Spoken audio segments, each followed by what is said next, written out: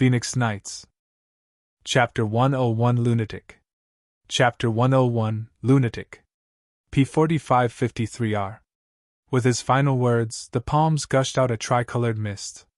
In a mere blink, it rotated around him like a tornado, obscuring his form. Juefan gave a cold laugh inside. Those from Qingcheng Hall are focused on practicing poison, and, just like Mary Woods, who focus on speed, their bodies aren't tempered at all. Their bodies were weak, and to cover it up, he hid in the mist, at a safe distance. Too bad your trick won't work on me. His eyes flashed, and Juefan charged, planning on wringing the punk's neck in one move. But he stopped soon after, as he looked at the mist. He realized something. Damn, it's a trap. He came here to exact revenge for Xiao Dandan, but in fact, he's been egged on to come here and probe me. If not, Drifting Flowers Edifice's men would have come to settle their disciples' matter. Why would they let this kid steal the limelight? Juefan breathed in, and his eyes returned to the usually calm and calculative look. Iris Overseer is unclear on who I am and tricked this kid into testing me. I can assume there are a few profound heaven experts already watching. Humph, not a bad plan. Juefan laughed coldly inside as he withdrew, no longer having the desire to kill in his eyes under these circumstances. He must not win no matter what. Ha ha ha, punk, weren't you cocky of your speed? Come on then. Yen Fu's egotistical voice came from inside the mist. Juefan tapped his chin with a faint smile. Ha ha ha, think I'm stupid? You come out if you dare. I don't believe you'll stay there for a lifetime. When you're out of Yuan Qi, I will put you in your place. Humph, you're sadly mistaken if you think the Rainbow Cloud Palm is only used for defense. I will let you experience the perfect martial art. Whoosh! 3 tendrils of mist moved from the tornado, like hands, going after Juefan, their speed no less than his. Juefan ducked and dodged through the gaps in the attacks. But the tendrils suddenly turned and came from his back. Ha ha ha, now you see, punk? Qingcheng Hall's Rainbow Cloud Palm isn't just for defense. No matter what you do, you will still die. Yen Fu was cackling smugly while Juefan was dodging with contempt. Poison users were strong and weak at the same time. Before the poison was dispelled, the user would be invincible. But after, he was the weakest person ever. He'd be even weaker than a cultivator at the same stage. Among the 10 ancient emperors, not one relied on poison as their main path. The Qingcheng Hall was so stuck up because of this technique, because there hadn't been anyone who could counter it. Humph, once I deal with your palm technique, the Qingcheng Hall will be kicked out of the 7 houses. See how you'll cry then. As for now, humph, I'll endure. Juefan gnashed his teeth, but his silence only worked to bolster Yen Fu's haughty attitude, thinking he was scared. Punk, don't think you can mess with 7 noble houses just because you're a bit stronger than average.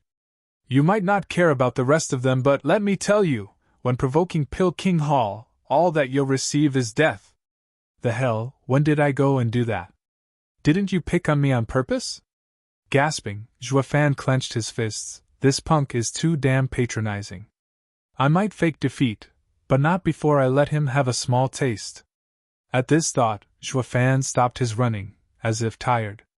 Yen Fu was thrilled, sending the red, yellow, and green tendrils of poisonous mist right for him, but Juefan squinted, and with a loud bang, he charged through the 3 tendrils of poison and into the mist like an artillery shell. Yen Fu could foresee what Juefan was planning to do and became startled. He was preparing to move out of the way. But he was late to react, and Juefan was already before him, his hand clutching at his neck.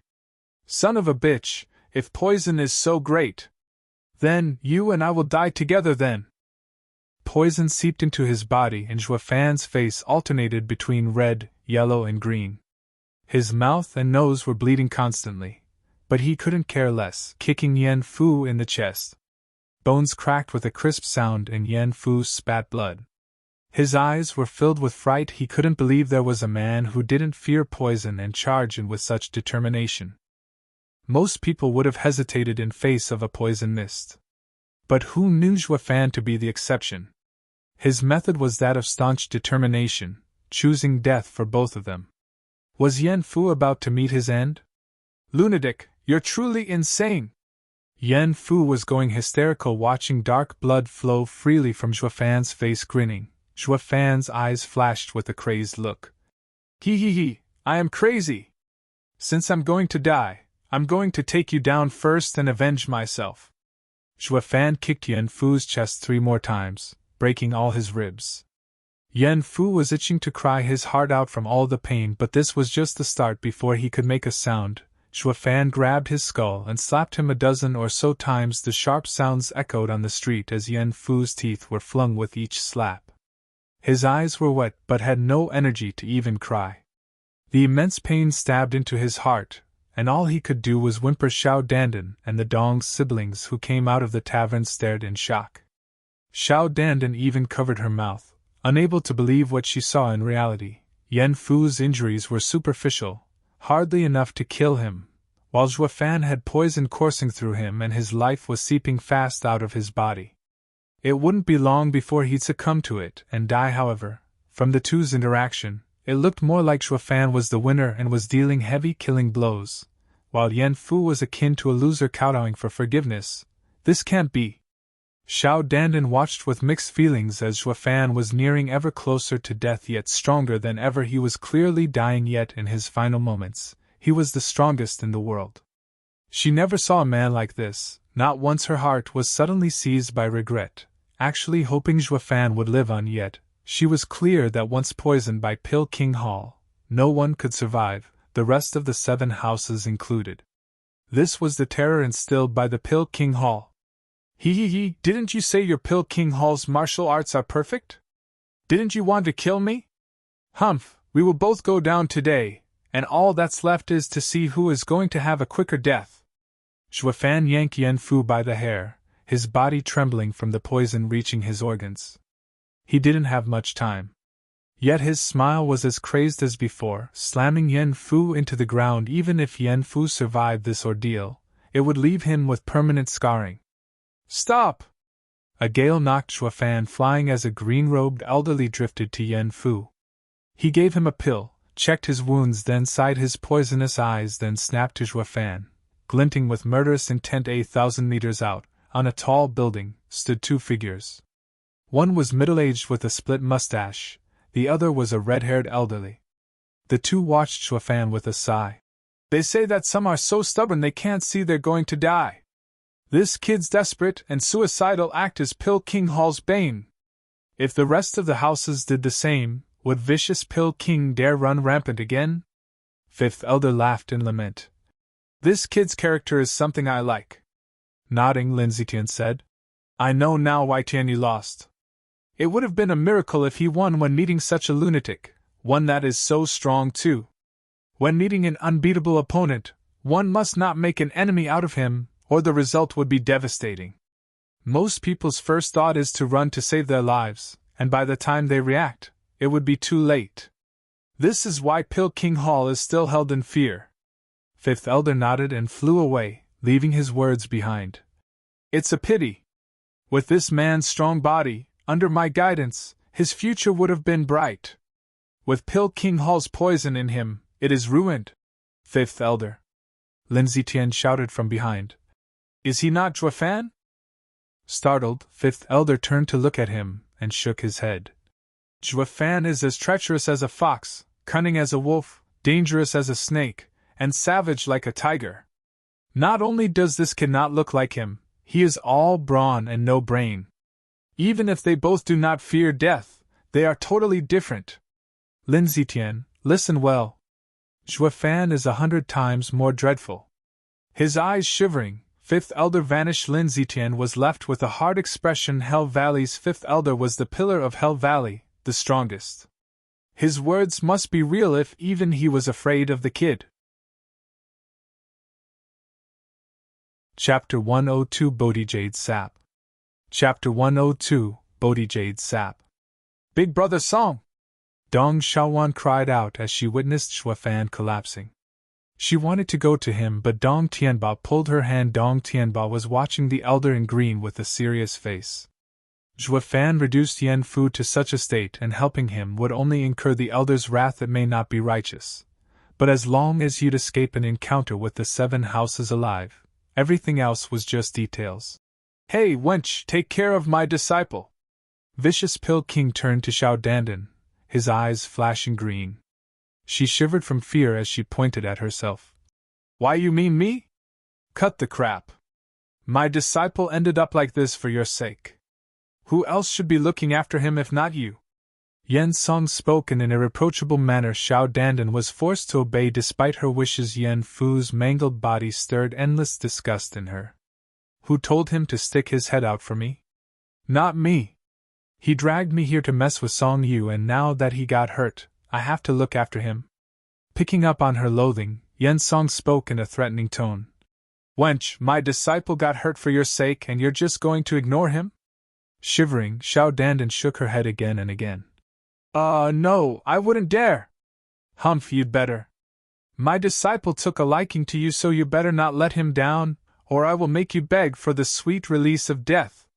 Snorting, Yen Song left his precious disciple in Xiao Dandan's care, then walked to Zhuofan. The latter was on the ground, seemingly having stopped breathing, but his mind was hard at work paying attention to all that was happening. Also, he wasn't as poisoned as he had let on. He just cancelled out Yen Fu's 3 poisons with the use of demon transformation art, and put on this act to dupe the crowd. Feeling Yen Song's naked killing intent with every step, Zhuofan's fist tightened. I'm already poisoned to death, and a senior like you still wants to finish the job? If push came to shove, his only choice was to expose his real identity. Despite having a 5th-grade demonic treasure body, an all-out strike from a profound heaven expert would leave him with a heavy wound. At the very least, his inner organs would be damaged. Zhuofan was ready to react at a moment's notice and strike down the insufferable Vicious Pill King. Suddenly, lightning crackled along his thunder ring, left him startled. That guy can't be here, right? Yet familiar laughter echoed as a person flashed 100 meters from Zhuofan. Ha ha ha! And here I thought the magnificent and grand Vicious Pill King was amazing, while instead, he delights in picking on the weak. It was none other than Sword Marquis Abode's Xie Tianyang, the one who went through life and death alongside Zhuofan. Next to him was the same elder from before, 8th Elder Jian Sui Feng. Well damn, you picked the perfect timing to show up. Zhuofan was in glee, sneaking the thunder ring into another storage ring while no one was looking. The crackling of lighting vanished, but Xie Tianyang didn't care, as he continued to stare at Yen Song with arrogance. Twerp, did you come to butt into my affairs? Yen Song snapped his eyes to him, exploding in killing intent. Jian Sui Feng rested his hand on Xie Tianyang's shoulder. Tianyang, this doesn't concern us. 8th Elder, Drifting Flowers City isn't Pill King Hall's turf. Why should we be scared of him? Xie Tianyang grinned, sticking out his chin. Jian Sui Feng shook his head. Ever since the Battle of Blue Expanse City between Yugiki and Zhuofan, Xie Tianyang had become a busybody. He just couldn't stand by and watch injustice playing before him. This quirk wasn't that bad, but it didn't do any good either. The elder didn't stop him in normal cases. But right now, he had gone too far. To dare to butt in the 7 houses' affairs, this had left the Sword Marquis Abode's elders in a panic. He could not fathom the consequences. That Zhuofan was all by his lonesome self, messing with whoever that crossed him as he wished. But Tianyang represented Sword Marquis Abode. Just what did the elders teach him? Furthermore, did he have to go against the Vicious Pill King out of all of them? Jian Sui Feng gave a wistful smile as he apologized in Xie Tianyang's stead. Ha ha ha, Elder Yen Song, I am Sword Marquis Abode's 8th Elder, Jian Sui Feng. Please don't mind the words of an ignorant youth. No wonder he dares act so presumptuous. He's from Sword Marquis Abode. Yen Song's eyes drifted over the two, then shook his head at the breathless Zhuofan. Whatever, I'll let Sword Marquis Abode have this one, and won't punish this punk myself. He inhaled my disciple's poison anyway and won't have long to live. Yen Song emphasized the word disciple, pointing out the fact his disciple was the one that would kill this kid. It was a message to them, it has nothing to do with me. I'm not picking on the weak, so don't you freaking start spreading false rumors and ruining my name, Sword Marquis Abode. Jian Sui Feng was clear on his hidden meaning and nodded. Ha ha ha, Elder Yen Song has a fine disciple. How could any common person be his match? This kid dared to mess with him, so death is what he deserves. Yen Fu nodded in satisfaction. At least you're tactful. He then flashed before Xiao Dandan and took her and his disciple away. His disciple won, but it was a wretched win. If he lingered any more, the Sword Marquis Abode might figure out his disciple killed his opponent with poison while getting beaten like a punching bag. He'd have no face left then. There weren't many who knew this, to begin with, only Drifting Flowers Tower, Merry Woods and Hell Valley, but the fewer that did, the better. This was all to avoid making a disgrace of himself. When the old man left, Jian Suifeng took a deep breath. Though Jian Suifeng, who was filled with hatred, gnashed his teeth while looking at Shuafan slowly dying. Bastard, he flaunts his power at every chance and disgraces all the 7 houses. All right already? Do you think you're that monster, Shuafan? That you can do anything you want? After cuffing Xie Tianyang over the head, Jian Suifeng shook his head. Tianyang, do you have any idea how dangerous that was? Unlike Yugiki, who likes to play games and scheme instead of acting on impulses, vicious Pill King would strike at anything that earns his displeasure with impunity, even against the other houses. No one can do anything to stop him. Xie Tianyang bit his lip and sighed powerlessly. You must be the Sword Marquis Abode's young master. Xie Tianyang turned to see Dong Xiaowan kneeling at his feet. Brother Songyu has been poisoned by Pill King Hall. Please save him. Xie Tianyang eyes Shuafan, then Jian Suifeng. 8th Elder, can we save him? Ha! You think there's anyone in this world that can cure Pill King Hall's poison? If there was, it wouldn't have grown into such a fearful figure. Jian Suifeng shook his head. Tianyang, don't mess with other people's problems. Xie Tianyang watched Dong Xiaowan hopeless. Forgive me, miss, I cannot help him. And left with Jian Suifeng, Dong Xiaowan cried as she turned to her brother. Dong Tianba sighed. At the end of it all, dear little brother Song met his doom because of us. We will return his body to Night Rain City and bury him there. The Song clan will be then declared our kin. Dong Xiaowan sniffed and nodded. Wait. A sudden voice stopped them. Chuchu appeared. He's been poisoned by Rainbow Cloud Palm. If you touch him, you will also suffer. What? The two backed off a few steps. Dong Xiaowan watched Chuchu mournful. What can we do? We can't just leave Big Brother Song's body here. Leave him to me. I will heal him. Chuchu bound Shuafan in a ribbon and vanished, leaving the Dong's siblings in shock. The Sword Marquis Abode of the 7 noble houses couldn't do anything. Yet a hick woman could? The two couldn't make heads or tails of it. But Shuafan was the most in shock. He observed the 3 poisons in his body combining and ever-changing, amplifying its toxicity. Was there any other method that could remove it besides the demon transformation art? Maybe. His guess got him in high spirits. 15 minutes later, in the slums, Chuchu laid Shuafan on the earthen bed and her hand flashed with a bottle the instant she uncorked it.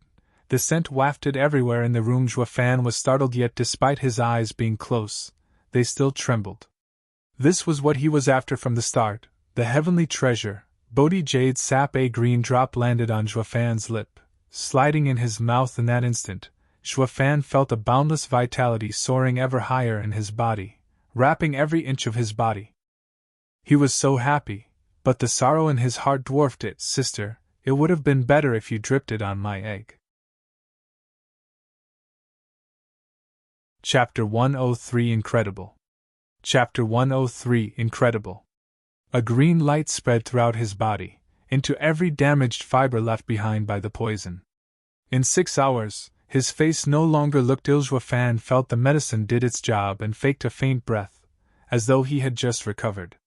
He was muttering all the while to make his weakened state believable. Chuchu nodded slightly, and helped Shuafan to sit on the heated bed.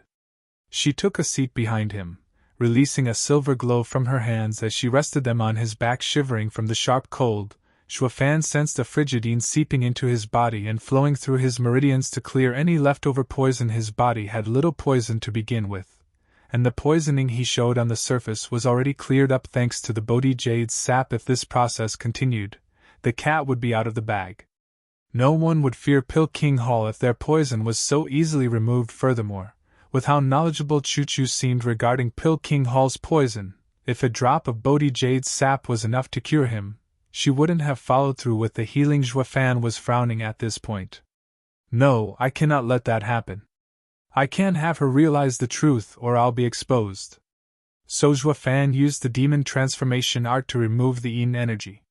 Chuchu was startled, thinking the poison countered her efforts, so she added more strength. Fan tweaked his cultivation method to match her rate of pushing Yuan Qi into his body until, at some point, Chuchu sensed her Yuan Qi moved uninhibited through his body. However, a light scowl adorned her face. I cannot believe the pill King Hall's poison has reached such heights. The poison from a mere youth made me expend so much energy to dispel it. Fan secretly laughed, creaking his eyelids open and putting on the weak and sick act. Where am I? Fan turned his head around, puzzled. But he cried in joy at the sight of Chuchu. Sister Chuchu, you're finally back. I thought you're angry with me and would never talk to me again. Chuchu was slightly moved. It was unimaginable for this boy to be so happy about seeing her. Instead of being relieved he was still alive. This was clear proof he placed her far higher in his heart than his own well-being. Feeling warm inside, Chuchu raised an eyebrow as she smiled. Of course I'm angry. You, a body cultivator, trashed Huangpu to such a state, and you still dare fake weakness before me? Speak, what is your aim? He, I don't have one. Just that when I saw you for the first time, you showed such a fierce attitude towards me. But I know you are a good person, taking me in despite your troubles. That is why I want to get close to you, understand you and become your friend. Chuchu gave him a long look and a smile slipped on her face. Humph, yeah right, who'd believe you? I saw your fight with Huangpu. You were so vicious in your attacks, using filthy language too. It was the opposite of what a refined young master would do when looking for consolation. Fan darted his eyes left and right as he sighed in his heart. Chuchu is wise to figure out a man's true nature after just one battle. What she said is true. Why would a ruthless demonic cultivator act all kind if not for his self-interest in growing stronger? He always felt that only the weak would rely on factions, while the strong stood alone. It was the same for spiritual beasts. Packs existed only of low-level spiritual beasts, while 5th and 6th level beasts were solitary because once you had strength, you did not need one to look for shelter. But how was he supposed to answer Chuchu? Mulling in his heart for a while, Fan noticed Chuchu's stare on him. It was then an inspiration struck and he secretly smiled. Brother Dong, thanks again for your girl-chasing skills. Ha ha ha, Sister Chuchu, you really want me to say it? With silly laughter, Fan scratched his head shyly. Chuchu's heart was growing in suspicion. Her eyes became piercing. Tell me, is your aim in getting close to me something unspeakable? It's not that important, just that I like you. Fan scratched his nose, blushing. Sister Chuchu, you're right, I'm not that forward when making friends with anyone except beauties. Fan's bottomless eyes stared at Chuchu with emotion. She was so stunned that a rosy tint spread on her cheeks. Why, you don't even know how I look, so why do you know I'm beautiful? Chuchu was starting to feel nervous as she stammered. Fan secretly relaxed. The initiative is back in my field. Thanks, Brother Dong. Thank you for your skirt-chasing experience. Fan was happy inside, but his face was giddy. Sister Chuchu, I already told you, your eyes are mesmerizing. The moment I laid eyes on them, I knew you were beautiful. Sophistry. Eyes have nothing to do with how one looks. Chuchu turned her head, afraid of meeting Fan's gaze. Fan let out a short laugh and pressed his advantage. Who said that? Mother said, the prettier the eyes, the beautiful the woman. Your mother is speaking nonsense. Really? Then let's see. Fan reached for Chuchu's cloth covering her face. She was startled for a moment before fleeing scared. Don't, I am hideous. I don't want to scare you. If you try that again, I will be angry. Chuchu turned into the scared rabbit hunted by the fierce tiger, running to a corner in the room and blushing in panic. As for her threat, it held no power.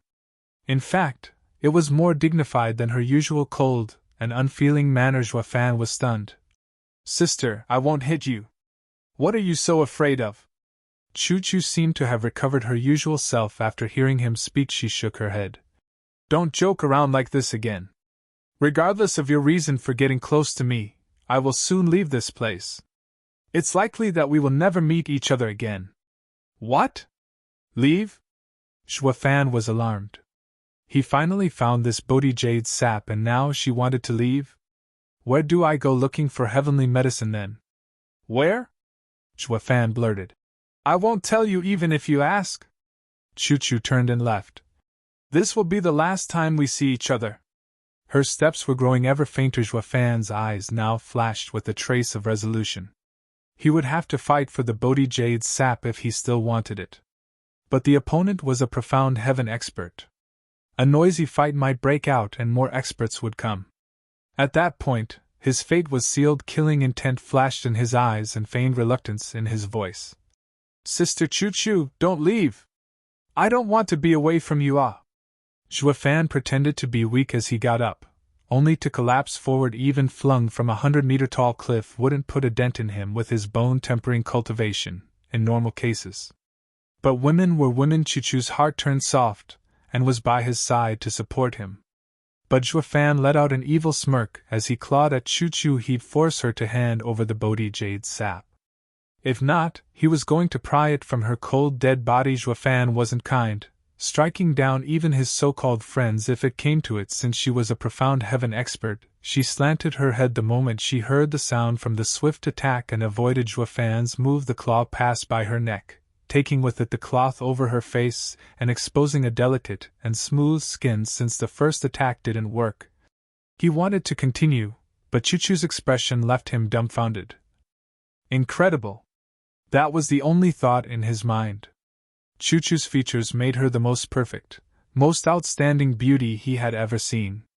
This was even if he were to include his past life. So much so, he couldn't even conceive the thought such a being existed. She is indeed a fairy. Xuefan forgot even his objective.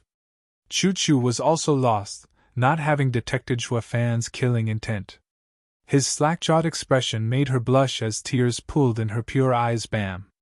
A crisp slap made intimate contact with Xuefan's face, throwing him into the wall. She picked up the rough cloth on the ground and covered her face before leaving with the clear teardrops still stained on the floor. What's going on? Xuefan rubbed his inflamed cheek, finding it impossible to forget her visage. Who knew the world could birth such beauty? I thought what I used before was flattery, but it turned out to be true. Pretty eyes are always on pretty women. And she is the most amazing in the world. Xuefan sighed with palpitation and sorrow. Suddenly, something occurred to him, and rushed outside. But there was no sign of Chuchu or any trace of her Yuan-Chi. Sister, at least leave the Bodhi Jade sap behind. Xuefan was crying inside. Now I'm back to square one. Blast it all to hell. What was I doing gawking instead of attacking? Am I a lecher that can't move when he sees a beautiful woman? Xuefan cursed himself as he sighed again and again. Chapter 104 Second Layer of Bone Tempering Stage. Chapter 104 Second Layer of Bone Tempering Stage. 3 days later, the Dong siblings were asking around as they made their way through the slums. Bro Song, where are you? Dong Tianba took his sister to a rundown house where he noticed Xuefan's figure through a hole in the roof. He was sitting on the bed with his eyes closed in meditation. Bro, I finally found you. It's good that you're alright. Dong Tianba ran to him but bumped into an invisible wall and was flung into the dirt. Opening his eyes, Xuefan exhaled as he stood up. With all the effort he put into cultivating these past few days, he reached the second layer of bone tempering stage. He had Yen Fu's 3 poisons to thank, for that poison was also a tonic. Xuefan refined them and also absorbed Chuchu's Yin Yuan-Chi, resulting in a 1-month early breakthrough. This advancement strengthened his body and speed by 10%. Now, the average profound heaven experts were nothing, and he could even clash with those body cultivators in the profound heaven stage. With a wave of his hand, he released the defensive array and walked out with a smile. Bro, a second-rate clan such as you coming to visit my humble home truly brings light into this wretched house. Please stop pretending. Dong Tianba patted the dust from his clothes.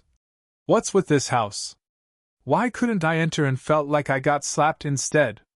Ha ha ha, you think anyone can just waltz in? Zhuofan laughed. These 3 days, I was cultivating in seclusion and set up a defensive array so no one would bother me. What, you know freaking arrays? Dong Tianba jumped, his 2 eyes staring at Zhuofan in shock. Bro, if I haven't indulged in vices with you for so long, I'd think you're a different person. We haven't seen each other for a few years, and not only has your strength soared, but you're also knowledgeable in arrays as well as having refining skills? Dong Xiaowan stared with her pretty eyes at Zhuofan and worshipped, laughing out loud. Zhuofan hurried to explain. Brother Dong, don't tease me. I used to be so frivolous in my youth, but young Miss Dong and your grandfather woke me up. Let bygones be bygones. Big brother Song, it all my fault? Dong Xiaowan's rebuking glance seemed to be sending a message. Though, in fact, it was filled with love. Dong Tianba smacked his lips. Little brother's glorious success leaves me ashamed. I'll work hard and one day reach new heights just like you. Ha ha ha, cultivation is based firstly on talent, second on luck, and third on diligence. If anyone could have become strong after just hard work, the world would have been filled with experts. Zhuofan gave a bitter laugh. Dong Tianba's talent will only allow him to reach profound heaven stage at best. Without a lucky break, he would never advance beyond that, but Zhuofan didn't want to curb his enthusiasm. Oh, Brother Song, where's Lady Chuchu? Dong Tianba looked around. She said she'll save you and had actually done it. She is such a strange person. Why is it that I don't see her around? It's a long story. Zhuofan sighed, having recalled the Bodhi Jade sap, and was filled with lament. I had the perfect chance and blew it. But regretting it now is pointless. If the heavens would grace me with another chance, I will definitely strike when I need to. Zhuofan was filled with resolve while Dong Tianba misunderstood. She left? Zhuofan nodded with a sigh. Bro, you have become so infatuated. Dong Tianba patted his shoulder. It's alright, lovers will one day reunite. Just make sure to not let her go next time. Zhuofan didn't get the chance to explain as Dong Xiaowan glared at her brother. Dong Tianba noticed it and changed his tone. That Lady Chuchu must have left because she has another lover. Forget about her. The world is teeming with flowers, so you don't need to stop at the first one you find. Perhaps the one before you might be even better. Dong Xiaowan was bashful. Zhuofan watched the siblings act while blinking dumbstruck. Do I look like a man intoxicated by emotions? My only regret is missing my chance to get the Bodhi Jade sap. Though Zhuofan didn't clear the misunderstanding, he continued to speak. Brother Dong, did you come here to make sure I am still alive and kicking, or is there something else? Dong Tianba recalled the reason for his visit and facepalmed. Brother Song, thanks for reminding me, I totally forgot. I came to make sure you're alright and, for the safety of both our clans, to take you somewhere. Dong Tianba then pulled Zhuofan. Zhuofan was baffled but followed after noticing how serious he was. Since he lost all trails on Bodhi Jade sap, it was better to go with Dong Tianba and ask around. The trio arrived before a tall building. The plaque on it left Zhuofan secretly giving a chuckle. Meanwhile, he had a vulgar grin on his face. He, Brother Dong, you just said you're going to work hard, but how come you brought me to this place? What place? Dong Tianba was clueless with a wretched smile. Zhuofan pointed at the plaque. Brother Dong, don't play the fool. You're much more cultured than me. Look, it says Bro Dash. MPH. Dong Tianba clamped his mouth shut as he cursed. Quiet, this is Drifting Flower City. A place ruled by women. You think there are such places here? Then. Zhuofan blinked at the plaque. Dong Tianba looked where he was pointing and almost cried. Brother! Please look closer. It's the Iris Edifice. After a long look, Zhuofan noticed right then when the wind blew the red silk away and revealed the whole plaque, smiley face, play on words. The first character for brothel is the same for Iris. This was the Iris Edifice, the top of the 15 buildings under Drifting Flowers Edifice. And the Iris Overseer too was none other than Qingyun. Ha ha ha, so it's the Iris Edifice. I thought such a place was uncultured and didn't bother remembering the matron's name, and called it brothel. You're still saying it?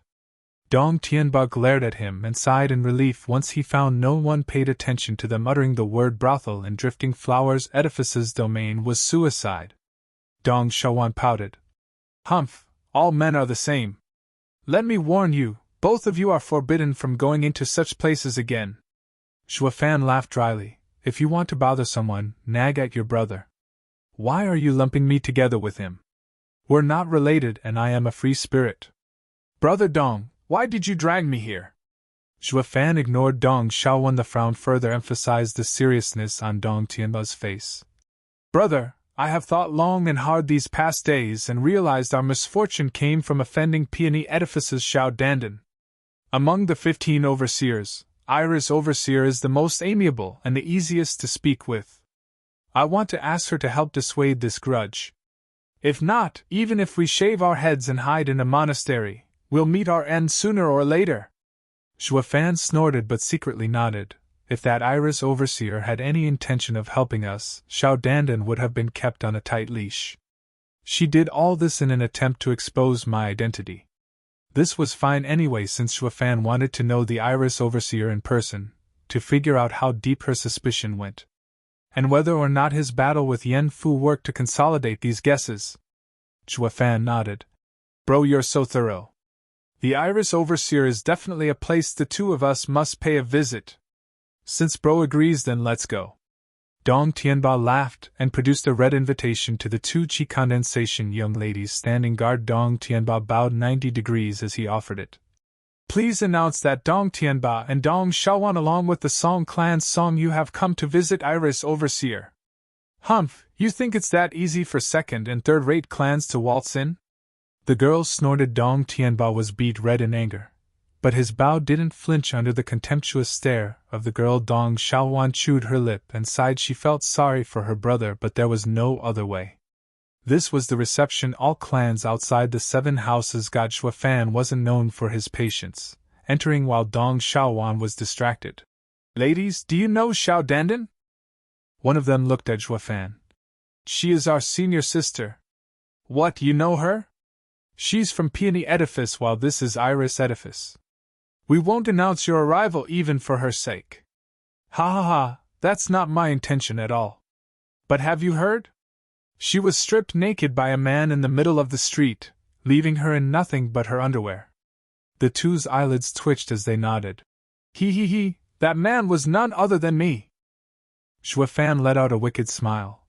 Do you believe me when I say that if you do not announce our arrival, I will peel your clothes off in broad daylight? The two recoiled. How dare you? This is Iris Edifice.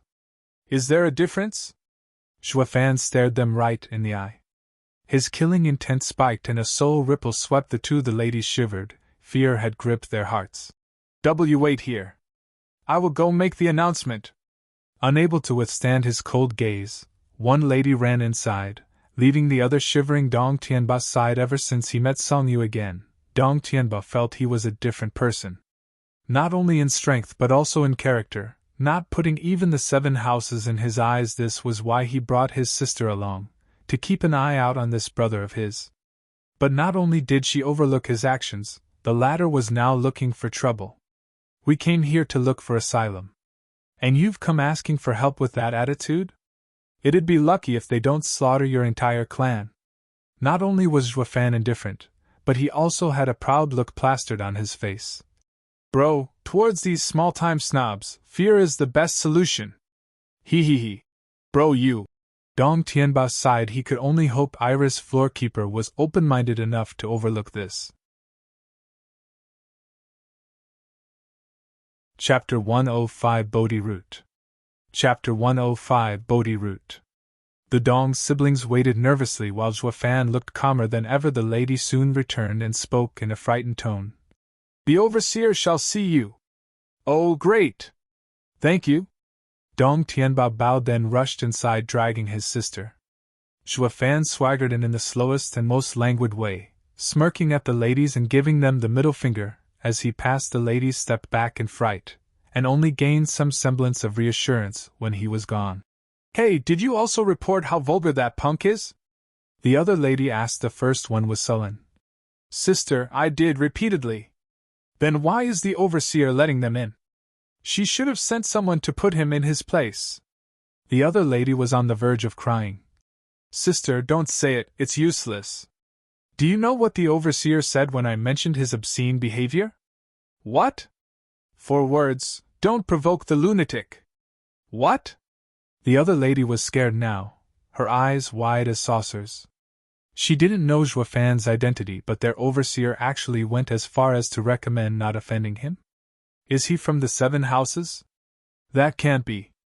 The invitation clearly states Dong and Song clans. The Dong clan is a second-rate clan, and the Song a third-rate clan. It doesn't make sense to let him go unrestrained. This was the thinking of people who had yet to witness the sheer brutality and savagery of the infamous Zhuofan. A madman wasn't scary, but a pig-headed man, and was Zhuofan dolled up as Songyu when he came to Drifting Flowers City, but his demeanor was as frivolous and whimsical as ever. In any case, the trouble would fall on the Song clan. So, he was free to be brasher than ever. With this incentive, he plunged the Merrywoods disciple into a world of hurt, spicing up the show by humiliating the peony Edifice's disciple, and then trashing of Pill King Hall's disciple as the curtains fell. He showed no leniency to any of them, despite them hailing from the 7 houses. Yet, with all the trouble piling up on his head, he wasn't in the least bit interested regarding the danger he was bringing the Song clan. Even Iris Overseer was not willing to mess with such a lunatic, who had no mind of the repercussions. It was fine if he didn't care about his life, but others close to him? This was a fact made obvious when he clobbered Yanfu. Qingcheng thus warned the disciple to avoid something she would clearly regret. The two, though, were unaware of the whole story, so they thought Zhuofan was someone of immense power with a deep background that affected even their overseer. Zhuofan had long foreseen such a possibility. The one truly frightening people were those stubborn and hard-headed people that were willing to forsake even their lives in the eyes of those who watched his battle with Yanfu. He was a man who had died once, and this only worked to boost his egotistical behavior instead of putting a damp on it, further removing many troubles. Bullying the weak and fearing the strong, along with self-preservation, was a law adhered by all, be it strong or weak. Even the 7 houses had to think twice when messing with this stubborn mule, even if they thought he was beneath them. With a dastardly grin on his face, Zhuofan cackled in his heart. He was met with no obstruction as he walked with the pair of siblings to Iris Overseer's receiving room. She was already sitting there and watched in awe Zhuofan strutting in. Please sit. I wouldn't dare. Dong Tianba dragged his sister into a bow while Zhuofan slumped into a chair. Much obliged. Dong Tianba was scared witless, on the verge of crying. Blast it all to hell. You're in someone else's house. If you piss her off, it won't be just the Song clan that gets buried. I pleaded with you all this time to behave. If I knew you this impudent, I would have never had brought you. Dong Tianba lamented in his mind as he rushed to make amends. Please ignore him, floorkeeper. My brother is rash and uncivilized. Please don't blame him. Ha ha ha, young Master Song is true to himself, why would I ever blame him? Also, you two can dispense the courtesy and sit. Qingcheng said with a smile. Dong Tianba wiped his forehead and pulled his sister into a seat, while not forgetting to send Zhuofan a glare. Zhuofan ignored it, of course, since he didn't even see it. Dong Tianba sighed, his feature tenses as if at a funeral. Qingcheng giggled, her eyes drifting over them. Young Master Dong, this isn't the underworld. Relax. Try to be like young Master Song. Dong Tianba right then noticed Zhuofan taking a bite out of a random fruit he picked off the table. Dong Tianba's eyelids were twitching. He's too comfortable. This isn't your home, you know? But he only kept it to himself when he saw Qingcheng's calm state. They said Iris Overseer was an amiable person, but he didn't think it was to this extent. She's so friendly that it should be easy to handle our problem. Dong Tianba bowed once again and spoke in a grave tone. Overseer, the 3 of us have come with a request. Do speak. Qingcheng smiled. Overseer, a few days ago we offended Miss Xiao Dandan, and this had us in a fright these past 2 days. This might be presumptuous of me, but I want to ask the Overseer to mediate, to remove this grudge between us. The Song and Dong clans will forever be in your gratitude. I understand this matter, and Dandan was the one going overboard. I will be sure to straighten her. Qingcheng nodded, then smiled at Xuefan. However, I can't help but feel intrigued about something. They say young Master Song was hit by Pil King Hall's Yanfu's rainbow cloud palm because of Dandan. How is he back on his feet after only a few days? Pil King Hall's poison isn't so easily removed. Dong Tianba froze but for a moment, then glanced at Xuefan. Chuchu was Xuefan's friend, and it was up to him if he wanted to reveal her involvement. If he made a careless comment and invited disaster later, his dear little brother would blame him for the rest of his life. Xuefan nodded, satisfied. Dong Tianba was a black sheep of the family, but he had a redeeming feature: his loyal heart. As for Chuchu, Xuefan was also thinking of asking around for her. Qingcheng was an overseer and ought to know of the profound heaven expert Chuchu's Bodhi Jade sap. He was brief and blunt. I met a woman covering her face who dispelled the poison swiftly. A woman covering her face. Qingcheng was caught by surprise. Yes. I met her in the slums, a woman that calls herself Chuchu. The people there call her the Scourge Woman. Xuefan fixed his eyes on Qingcheng, noticing suspicion in her eyes. It was then that a sudden realization seemed to overcome her, but she quickly hid it. Ha ha ha, young Master Song is fortunate to have such an encounter. Your future will be boundless. Xuefan squinted. I can only hope. From the two's casual talk, Chuchu wasn't such a sore topic. Dong Tianba was scared she had some conflict with Drifting Flower's Edifice that would affect today's talks. His hand flashed, and a coral as large as a man appeared, glowing a faint red. This item was so rare that even Xuefan raised an eyebrow. It was useless to cultivators, but its value came from its rarity. It was worth more than 100,000 spirit stones. Dong Tianba bowed again. Then please accept this for your troubles, Overseer. I accept your kindness, but take back with you. I will handle Dandan all the same. Qingcheng didn't even glance at the coral. Dong Tianba bowed again in panic. This is but a token of my appreciation. Please take it, or I wouldn't be able to find peace. Bullshit. Riches are given in exchange for favors. If you don't take it, how do I know you'll do it? If you overlook this once we leave, that damn girl will burn our clans to the ground. And you might not even know it. No, you will most likely have forgotten us by then. At least taking my gift ought to remind you of our plight each time you look at it, no? Dong Tianba cursed inside. Qingcheng understood him and shook her head as she took the item. Only then did Dong Tianba smile and relieved. Qingcheng clapped twice, and a disciple brought wine. Guests from afar, you gave me an immense gift. These 3 bottles of 100 Flowers wine is our Drifting Flowers Edifice's specialty that helps in one's cultivation. Please accept my gift. We can't possibly refuse Floorkeeper's generous hospitality. Dong Tianba laughed as he poured himself a cup. Xuefan and Dong Xiaowan toasted and drank. What great wine! Dong Tianba praised but plopped on the table unconscious the next second. The same went for Dong Xiaowan, while Xuefan was the only one sober. Raising an eyebrow, he smiled. Overseer, is there something you want to say to me? Qingcheng gave him a praising look and nodded. You're smart. I need you to do something for me. Do it well and the two of you can leave the Drifting Flowers city in safety.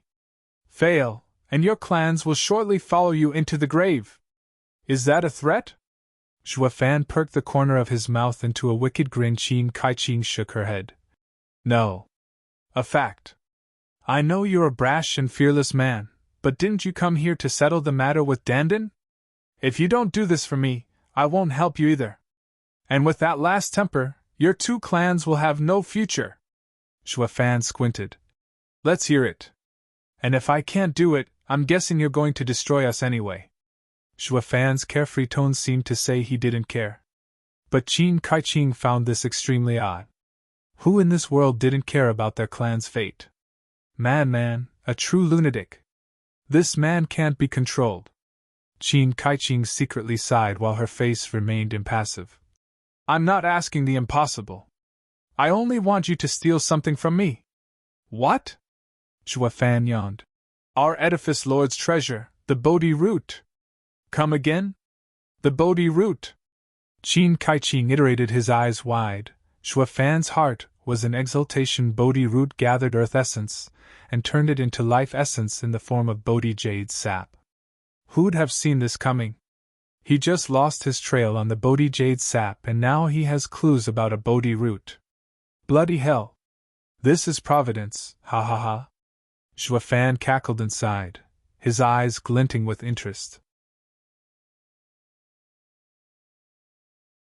Chapter 106 Scouting Drifting Flowers Edifice. Chapter 106 Scouting Drifting Flowers Edifice. As an overseer, a valuable member of Drifting Flowers Edifice. Why are you doing this? Despite how thrilled he was, it was best to cover all bases and know the situation in detail. Qingcheng's eyes showed a deep gaze as her tone grew colder. That does not concern you. All you have to do is to get it. But Drifting Flowers Edifice is packed with guards. How am I? Qingcheng cut him off. You need not concern yourself with this. I made preparations. After she spoke, Qingcheng placed a map in his hand. Zhuofan looked at the multitude of colorful lines and symbols blended in an intricate mesh. It is easy to remember, contains the Drifting Flowers Edifice's terrain along with the patrol routes and when they change shifts. With your skill, as long as you're smart, it won't be hard getting in and out. Squinting, Zhuofan put away the map in deep thought. This was the perfect chance to get his hands on the Bodhi root, but was suspicious that this might be a trap. Qingcheng may have already known his identity and set up an ambush there. If he was against Profound Heaven experts, not even his wings could save him, though it is highly unlikely for this to happen. If he didn't have the Iris Overseer's help, entering Drifting Flowers Edifice would be difficult. Have you come to a decision? Iris Overseer stared at his face, her heart nervous. Young Master Song, I'm sorry if I have to resort to unbecoming language when I say this. But if you don't do it and leak it instead, I will gouge out your eyes, retch out your tongue, and tear your arms and legs from your body. Ah? And what choice does that leave me? Zhuofan snickered. Although, Iris Overseer, I have to admit, that is a bit vicious of you to do. Tearing my limbs from my body, retching my tongue out, and gouging my eyes is worse than dying. Knowing he agreed to her request, the Iris Overseer's heart eased. I am not one who takes killing lightly. But as you've seen the map and still chose not to agree, all those actions are to prevent you from leaking the secret, be it through writing or otherwise. Rolling his eyes, Zhuofan's mouth twitched. Then, why must you take my feat? Is my feat useful in writing? I don't know. With what an oddity young Master Song is, who knows what you're truly capable of? Qingcheng gave a silly smile, hidden behind her veil. Although her features were obscured, her beauty couldn't be hidden. Zhuofan's sighed. She is quite the looker, but her heart is so poisonous. This was something he could understand. This world was one where might was right, and men ruled. A woman had to be vicious enough, poisonous enough, to stand tall in this world. With how naive and gullible that pure Qingcheng was, if it weren't for her encounter with the demon, Zhuofan, she would have been Hell Valley's cauldron by now. Zhuofan started to recall the carefree life the three led in the Allbeast mountain range. Those were the best and shortest days of both his lives. Young Master Song, you will go tonight. So soon? Zhuofan stared at Qingcheng. He was impatient of getting Bodhi root, but not that much. Who knew the Iris Overseer was in even more of a rush? Young Master Song, there's something you may not know. Qingcheng sighed. The Bodhi root is something the Edifice Lord protects herself. Only when the month of full moon does she go in seclusion, leaving the Bodhi root in the treasure pavilion's care. We are running out of time, as she is soon to come out. Tianyu's #1 beauty, Qingcheng? Zhuofan raised an eyebrow. What's her cultivation? Her stare was fixed on Zhuofan. Until she was certain he didn't show any odd reaction, she responded, despite being doubtful. She is my junior sister, and should be in the 3rd layer of Profound Heaven stage. That much should be possible to fight off. Fan analyzed, then nodded. Then I will go tonight. Qingcheng was overjoyed and released a scent to the Dong's siblings to wake them up since they were out for the duration of the talk. Qingcheng explained they fainted after drinking such a potent wine, but that it wouldn't happen again in the future. This concluded the meeting and Qingcheng saw them out. Dong Tianba was more than happy to leave now that his aim was achieved. As they passed by the entrance, the two ladies were still in fear, holding their tongues in check, but once the trio was gone, Fan threw a pill into the air. A flash of red flew out of him and swallowed the energy-concealing pill, then went into Iris Edifice. He was curious to know what Iris Overseer's true game was. Blood Infant moved like a spectre, entering the drawing room, without anyone's notice. Where Iris Overseer was still sitting, a cough suddenly came and a person appeared behind Qingcheng. Fan cried out. Vicious Pill King Yen Song! Why is he here? Why are you doing this? Yen Song touched her shoulder and squeezed, making Qingcheng grimace and her face flash green. Qingcheng gnashed her teeth as she broke out in fine sweat. Elder Yen, I am Iris Overseer. If I don't do this, I can no longer keep my position. Once the fool gets the item, his life would have run its course and no one will know of my involvement. Humph, you're still thinking of escaping liability even when you execute my plans. If anything goes wrong with the brat and ruins my plan, I will have you answer for it. Yen Song clutched at Qingcheng harder, throwing her on the ground.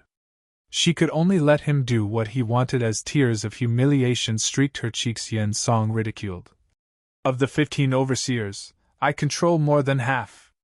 Drifting Flowers Edifice will soon come under Pill King Hall and the first of 7 houses to be swallowed. Do you think exposing this will help you? As long as I'm here, act like the Iris Overseer you are, not for Drifting Flowers Tower, but for my Pill King Hall. You heard the brat, there's someone in this city that can remove your poison. If your poison is cured, how will you threaten the other overseers? Yen Song gave her a contemptuous and evil smile.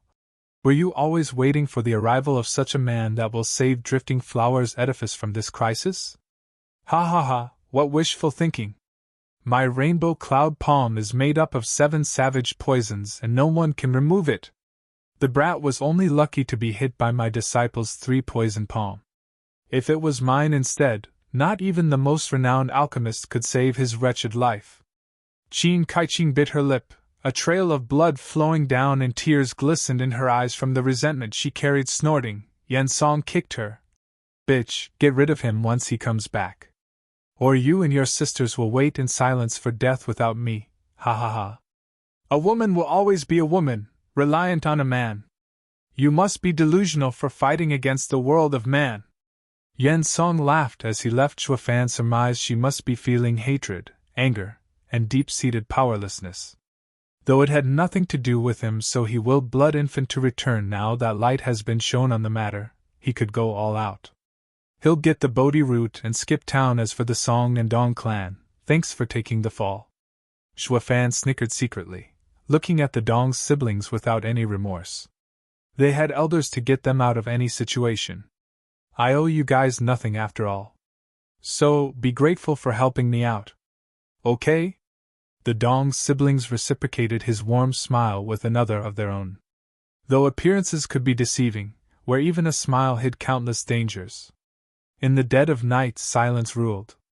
The street was empty, but there were some who were moving around a large building.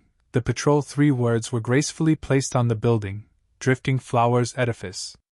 Fan flashed in the darkness, wearing black clothes from head to toe. He made use of the patrol's changing shifts and snuck inside. Through a series of odd twists and turns, he arrived at a pond. Looking back, Fan sighed and took the map out with a smile. With Qingcheng's help, I wouldn't have known of all these arrays.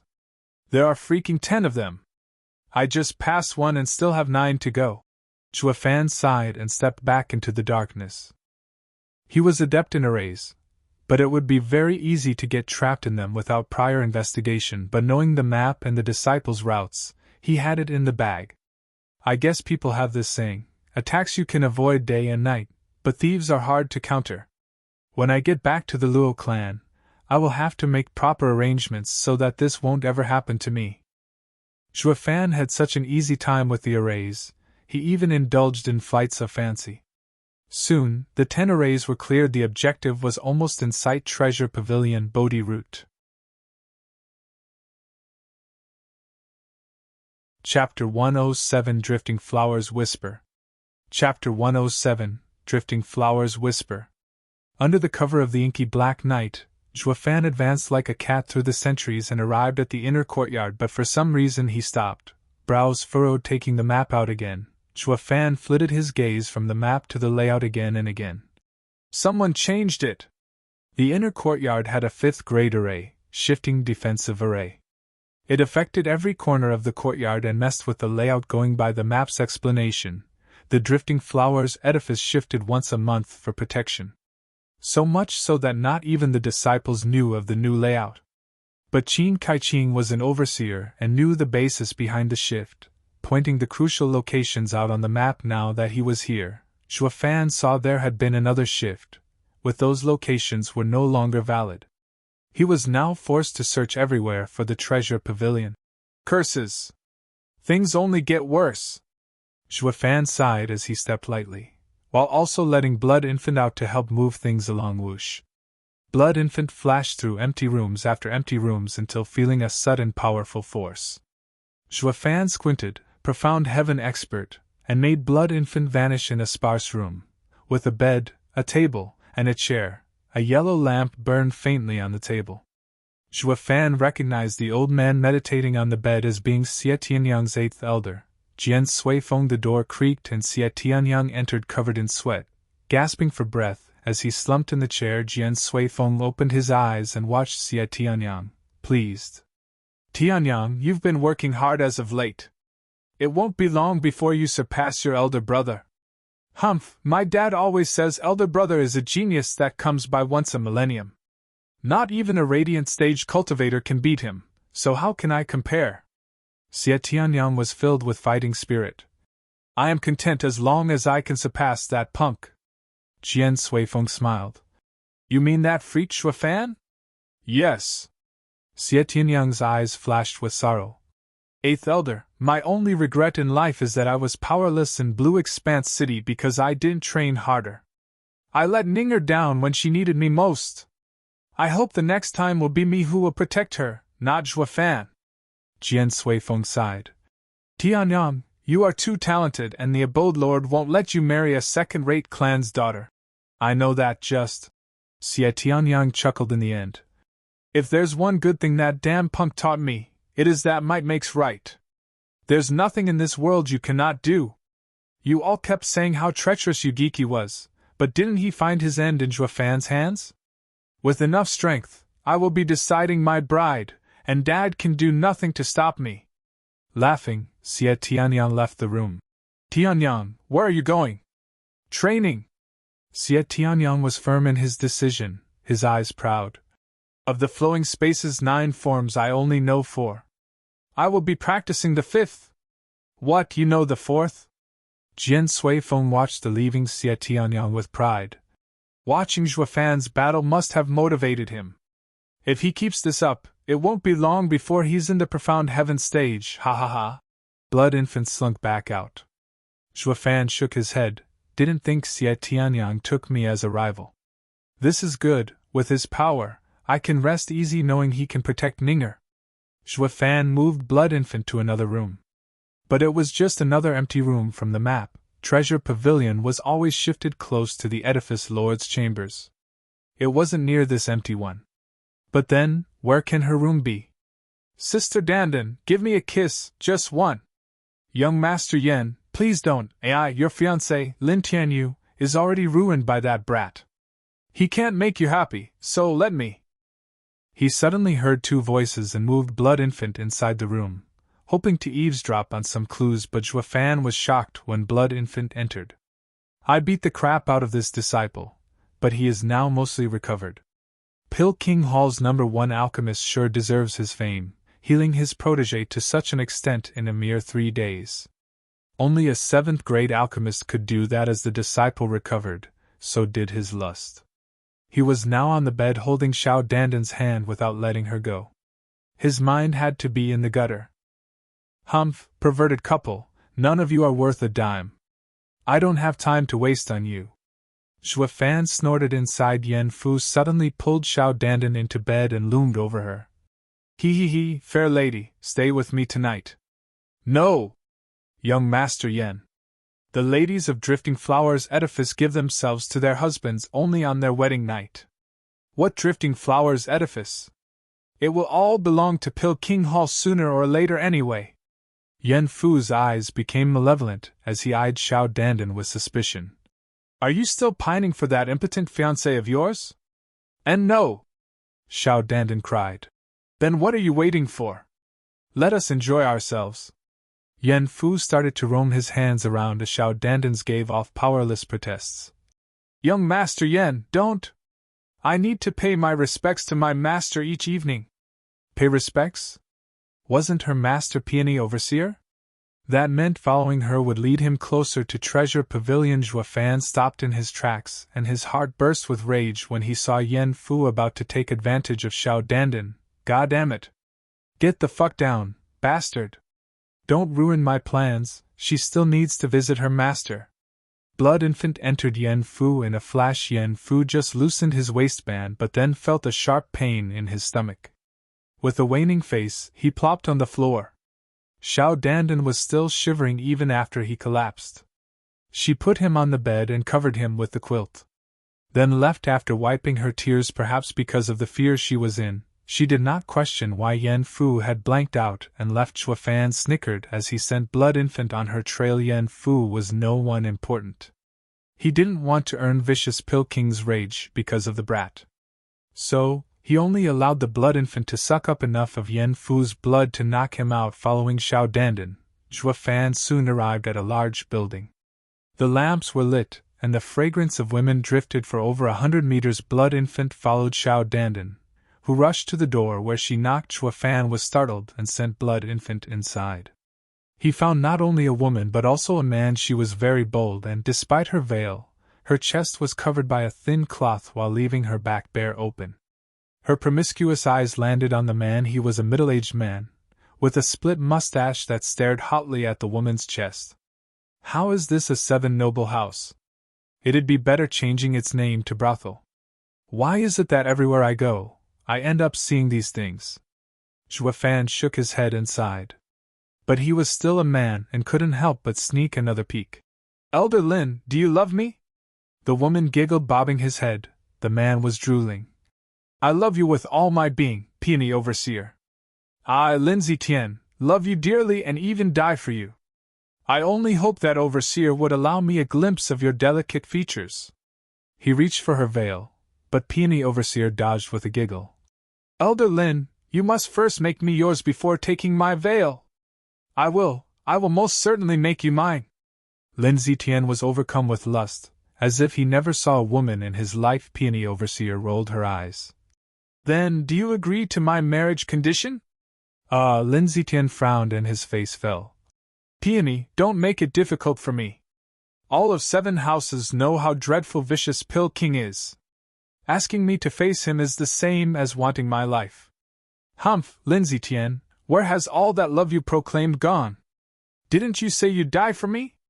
I am willing to die for you, but not a worthless death. All men are cheaters. Get lost. Peony Overseer's anger flared and roared, tears welling in her eyes. Lindsay Tian shook his head, leaving slowly. When he got to the door, he sighed. Peony, I know Drifting Flowers Edifice's situation and what you're thinking. But Drifting Flowers Edifice is hopeless. No one is willing to offend the Qingcheng Hall for you. If you have no safe place to turn to, look for me in Merry Woods. Lindsay Tian left slowly, leaving Peony Overseer in tears. Chapter 108 Seeing Chuchu Again. Chapter 108 Seeing Chuchu Again. P4553R. Master. A delicate voice came from behind the Peony Overseer. She knew it was her disciple and hurried to wipe the tears away, before turning around, but Xiao Dandan's disorderly appearance had her furious. What happened? Was it Yen Fu who messed with you this time? Did he do anything to you? Chewing her lip, Xiao Dandan held in her tears as she furiously shook her head. Master, he didn't do anything yet. Sighing, Peony Overseer showed tenderness as she caressed Xiao Dandan's head.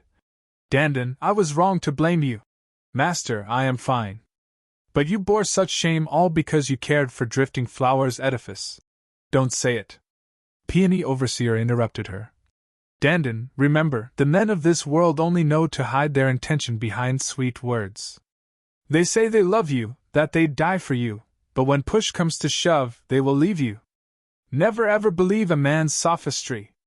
Xiao Dandan's eyes roamed around before muttering. Perhaps there is an exception. Dandan, what are you saying? Peony Overseers turned strict. All men of this world are heartless, with no exceptions. Lin Zetian is the same, his master is the same, and even that Yen Fu Humph, they only see us as a piece of meat. They will never stick out their necks for any of us. Women can only rely on themselves. No man is worthy of our trust. But Master, Xiao Dandan flushed. Didn't Xue Fan appear recently? I heard he ran amok in Blue Expanse City for one girl, killing Hell Valley's 7th elder. He was willing to defy Hell Valley for her. Isn't this love? Xue Fan? Peony Overseer gasped. I've never seen him and can't come to a decision of what kind of man he is. But rumors paint him as a bloodthirsty demon. His battle with Yugiki may have had nothing to do with the girl. It could be a grudge he held against the 7th elder. But aren't these all rumors spread by Hell Valley? This is clearly done deliberately to defame him. Xiao Dandan spoke softly. Peony Overseer raised an eyebrow. Girl, why are you bringing him up? You have never saw him either. The Peony Overseer started to put things together. You've been strange of late. Fussing and complaining about Lin Tianyu while also going out to look for trouble. Was it all because you fancy Xue Fan? Xue Fan was stunned. You're saying this girl acted all spoiled and humiliated the Dong clan because of me? I don't remember having that much charm.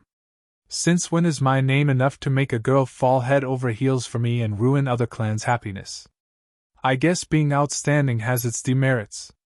Xue Fan got his head in the clouds. Xiao Dandan was beet red, acting all bashful. Master, don't tease me. I was only hoping of finding such a man myself, one that was willing to stand up to the 7 houses for his girl. And that is why you found Lin Tianyu increasingly displeasing, right? Peony Overseer saw Xiao Dandan nod and sighed. Silly child, even if such a man does exist, it doesn't mean you'll be fortunate enough to meet him. We, the women of Drifting Flower's Edifice, only marry people form large clans to preserve our standing. You must accept this fate. Xiao Dandan resigned and nodded sadly, sighing. Peony Overseer patted her shoulder. Dandan, I am tired. Please patrol around Treasure Pavilion in my stead. Yes, master. Xiao Dandan left with a bow. Xue Fan's eyes flashed in glee. He got what he wanted without even asking. It's like giving water to the thirsty. How convenient. He called Blood Infant back and slowly followed Xiao Dandan, to the blind eyes of the master and disciple. After 15 minutes of twists and turns, he saw before him a 50 meters tall pagoda.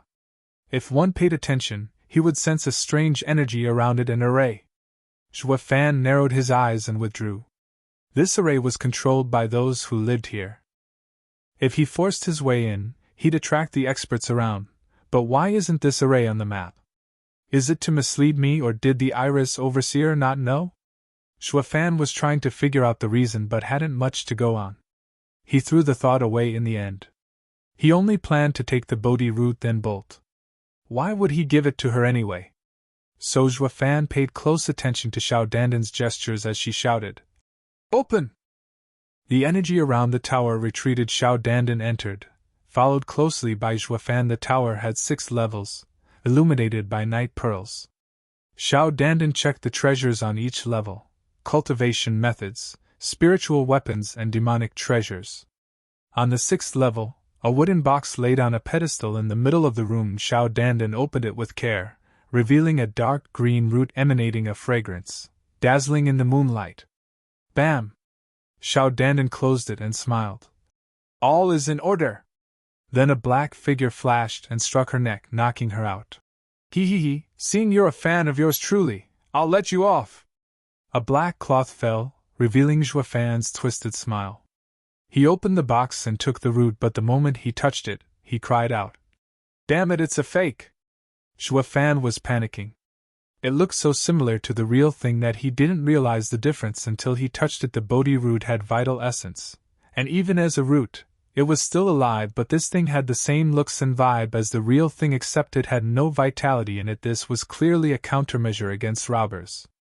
Squinting, Xuefan was beginning to doubt if Qingcheng was in on this. But what was the point of making him steal a fake? Is it to fool Vicious Pill King? He put the root in the box and stashed it in his ring. Since it was fake, he might as well give it to Iris Overseer and see her reaction. Who dares encroach upon Drifting Flowers Edifice's treasure pavilion? A woman's voice came from behind him.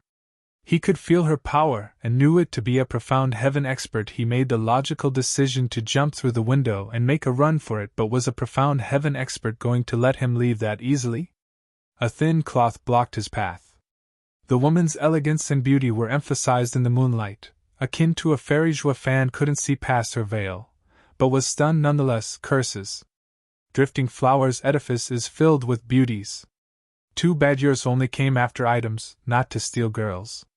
Xuefan charged. The woman was perplexed, seeing a second layer of bone-tempering cultivator coming right at her. This was no different than a death wish. The woman snorted inside and struck with a cold palm. Xuefan let out an odd smile just as it was about to hit him, vanishing with the mystifying phantom step. The next moment he was behind the woman, fleeing. She hadn't expected such skill from him, and that caught her off guard. Her delayed reaction allowed him to flee with a dozen meters advantage, but she was a profound heaven expert, and she managed to catch up. Her fair hand caught his shoulder as she turned. With a squeeze, Xuefan halted on the spot. He, got you! Xuefan grinned. Instead of throwing her off, he grabbed her hand, not letting it go. At the same time, lightning cracked as his wings unfolded. The lightning wings were a 6th-grade demonic treasure, and would send even this profound heaven expert to her doom. Xuefan was using a dirty and savage trick, but this was what he excelled at. Feeling the danger, the woman released all her power. The cold yuan chi flung Xuefan's hand away. He withdrew his wings and cried, Sister Chuchu. The woman was shocked beyond belief. Don't tell me you're... Xuefan didn't hope to have been found out so soon, but he chose to make use of the shock to disappear into the night. Chuchu was left standing there, still baffled. Chapter 109 Iris Overseer's Stubbornness.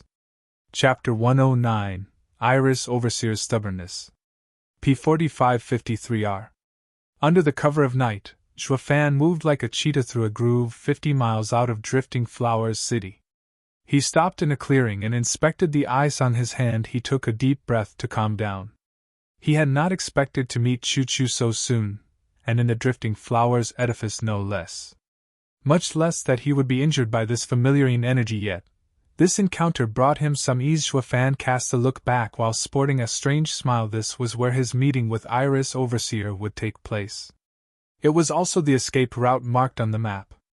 He would give her the Bodhi route here. What Iris Overseer didn't know was that he wasn't coming alone. Bringing his tail along, a white immaculate figure floated on a branch not far behind Xuefan under the cover of the darkness.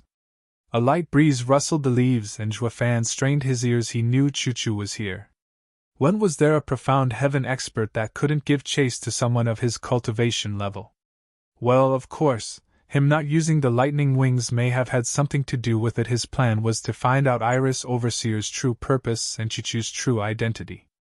Who knew if he might even find clues to the real Bodhi root? It all came to him in a flash of inspiration the moment he recognized Chuchu. All that's left was for the two profound heaven experts to meet and reveal their secrets. Smiling, Xuefan sighed as he looked around. This is where we're supposed to meet, but it looks like I'm late. Since she doesn't want it, I'll just take it with me. Delicate laughter resounded, followed by a bluish figure trailing among the trees. Her soft eyes stared down at Xuefan in anger. Young Master Song, I never took you for an impatient man, that you can't even wait for 2 minutes. If you took that treasure away, The only thing that will happen is the destruction of the Song clan. I know that, but you should also know this item is a headache for us third-rate clans. The longer we have it, the more dangerous it will be. Ha ha ha, young Master Song is a wise man. Then please hand it over. Qingcheng smiled as she stepped forward. Zhuofan took the box out and held it in his hand, his eyes staring into her eyes, ready to grasp her every reaction. Overseer, you need to handle this carefully, lest it will come back to bite me. If it does, you'll have me to deal with. Hi. I didn't know that young Master Song is so bold and so careful. Qingcheng giggled, but then her eyes flashed when she opened the box. Zhuofan also noticed. Yes, this is Drifting Flowers Edifice Lord's treasure, Bodhi root. Iris Overseer nodded pleasantly. Young Master Song, you've done well. Zhuofan lifted an eyebrow as he gave her a deep look. He was clear Qingcheng knew this thing was a fake, but pretended otherwise. Her aim was obvious, for him to steal the fake and not the real Bodhi root, all to deceive vicious Pill King. Just as he thought, an aged voice cackled when Iris Overseer spoke. Vicious Pill King floated next to her. Who are you? Zhuofan faked surprise and retreated a step, snorting. Yan Song watched Zhuofan in contempt. He, foul punk, you fought my disciple. Did you forget already? But that is only normal since you were unconscious. You hurt me? Zhuofan put on a pondering look, then shouted. Oh, I know, when I was trashing that bastard Yan Fu so hard, a damn old coot jumped me. You're that son of a bitch? Yan Song's eyes flashed, and his beard trembled from rage. In the entire Tianyu Empire, who the hell would dare curse him? But that was nothing compared to saying he jumped a kid. He was the #1 alchemist in Pill King Hall, the vicious Pill King. Once word got out he sneak attacked a bone-tempering junior, his face would be thrown in the mud. He rushed to amend this. Punk, that was just to teach you a lesson. Humph, shameless geezer, admit you jumped me. You're so old, and yet you and your disciple colluded against me from the start. Humph, so this is how Pill King Hall acts. Strength does come in numbers. Zhuofan mocked, as if grieved from the injustice of it all. Qingcheng laughed, while Yan Song was turning purple. This punk is too ridiculous. When did my disciple and I collude against him? If this got out, he'd be the laughing stock of the empire. The 7 houses' disciples picking on other clans was a common occurrence. But if an elder joined too, and against a third-rate clan no less, it would be utter humiliation. Worse, there had yet to be anyone in the 7 houses who did this. Old Yan, ease your anger. This is his character, he is quick to anger those around him. Don't get angry, Qingcheng advised Yan Song, but in the end she had to hide her smile glaring at her. Yan Song's towering rage only grew. Humph, damnable punk, you're dead anyway. Talk all you want. Yan Song gnashed his teeth, his rage-filled eyes wiped the smile off Qingcheng's face. Don't laugh and take it out. Qingcheng presented the box and vicious Pill King opened it. His 2 eyes narrowed. Bam! Yan Song threw the box on the ground, crushing the Bodhi root inside to pieces. Qingcheng cried in shock. Elder Yan, why? It's a fake. That is no Bodhi root. Yan Song stared coldly at her. Qingcheng jerked, her face baffled. Fake how? This Bodhi root has always been safeguarded in the treasure pavilion.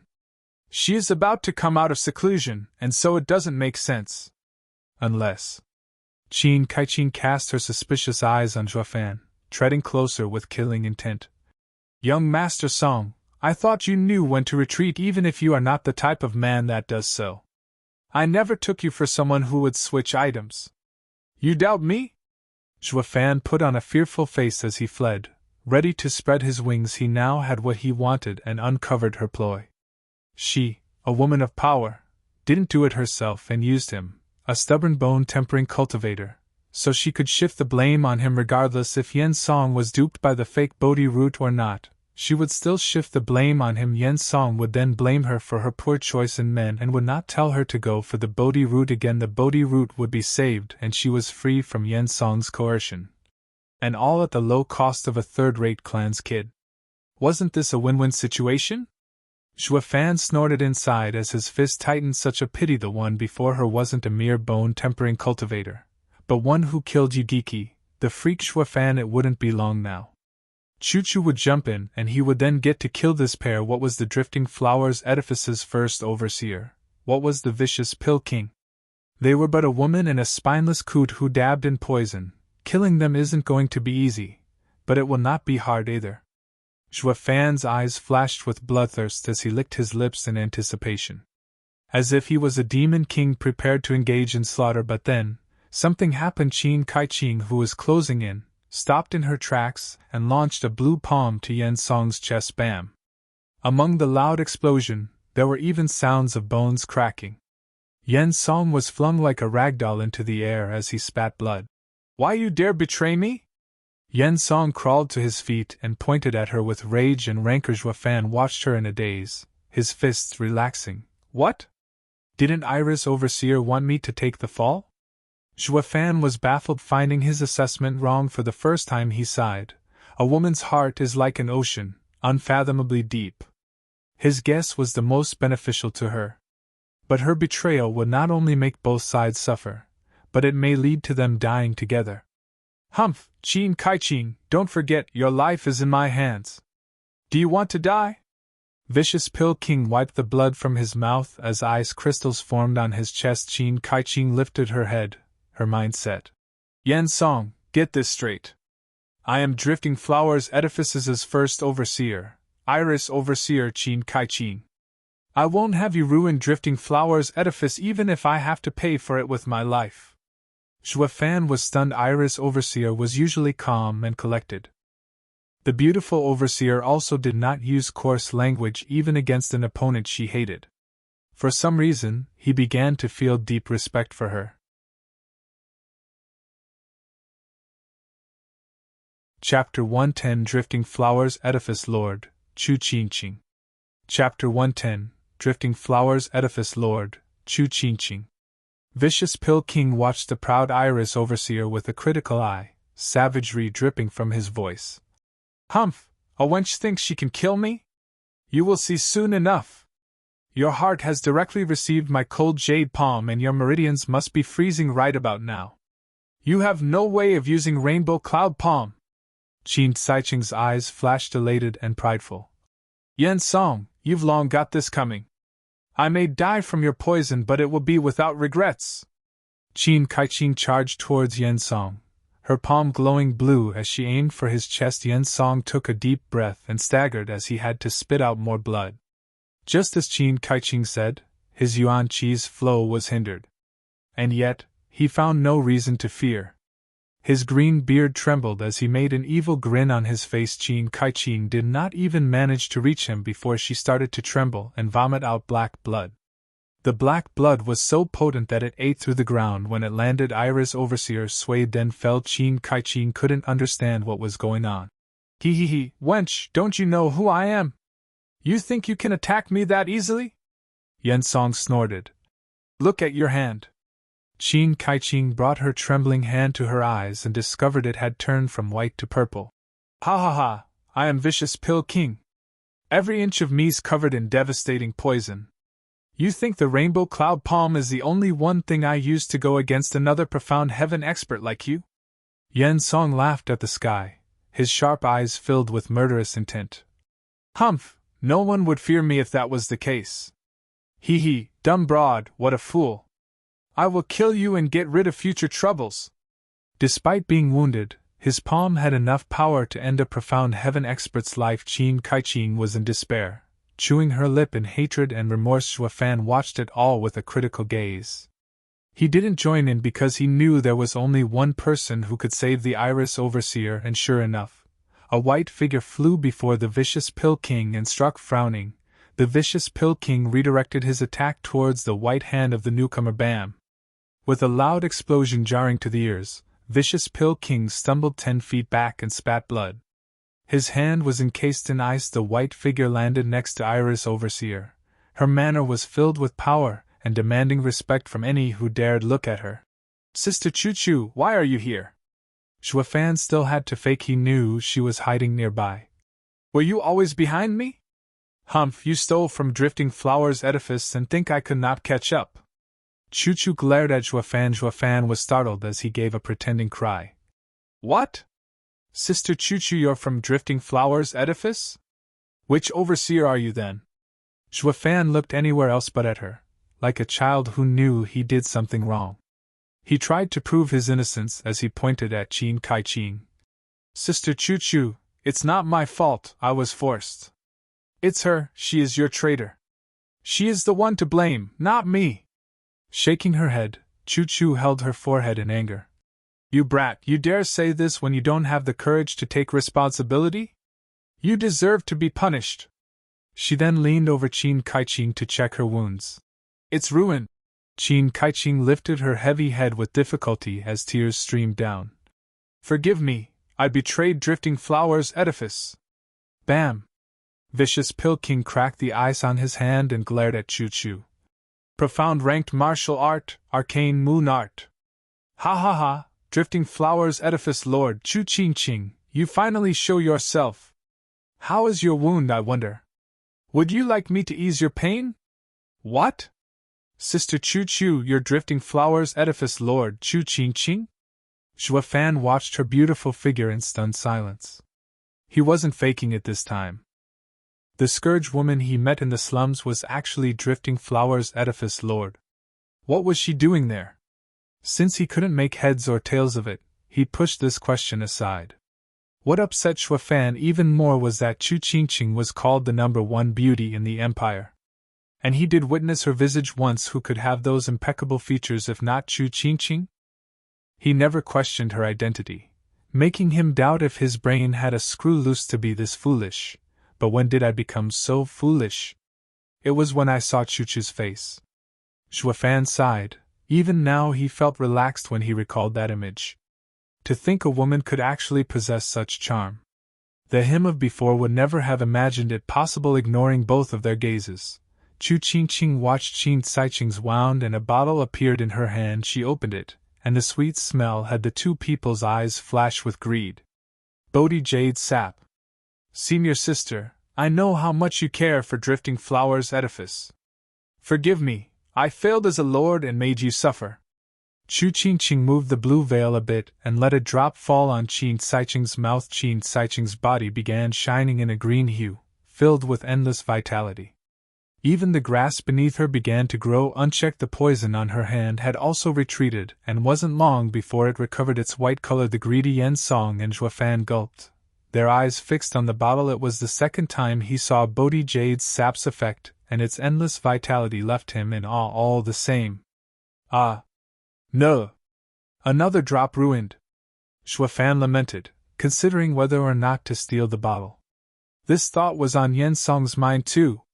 Hee, Bodhi Jade's sap is a legendary cure. How mystical! Vicious Pill King licked his lips. Lord Chu, how about we make a deal? That hag is about to die and Drifting Flowers' edifice will collapse without you. Give me the Bodhi root and I will give you Rainbow Cloud Palm's antidote.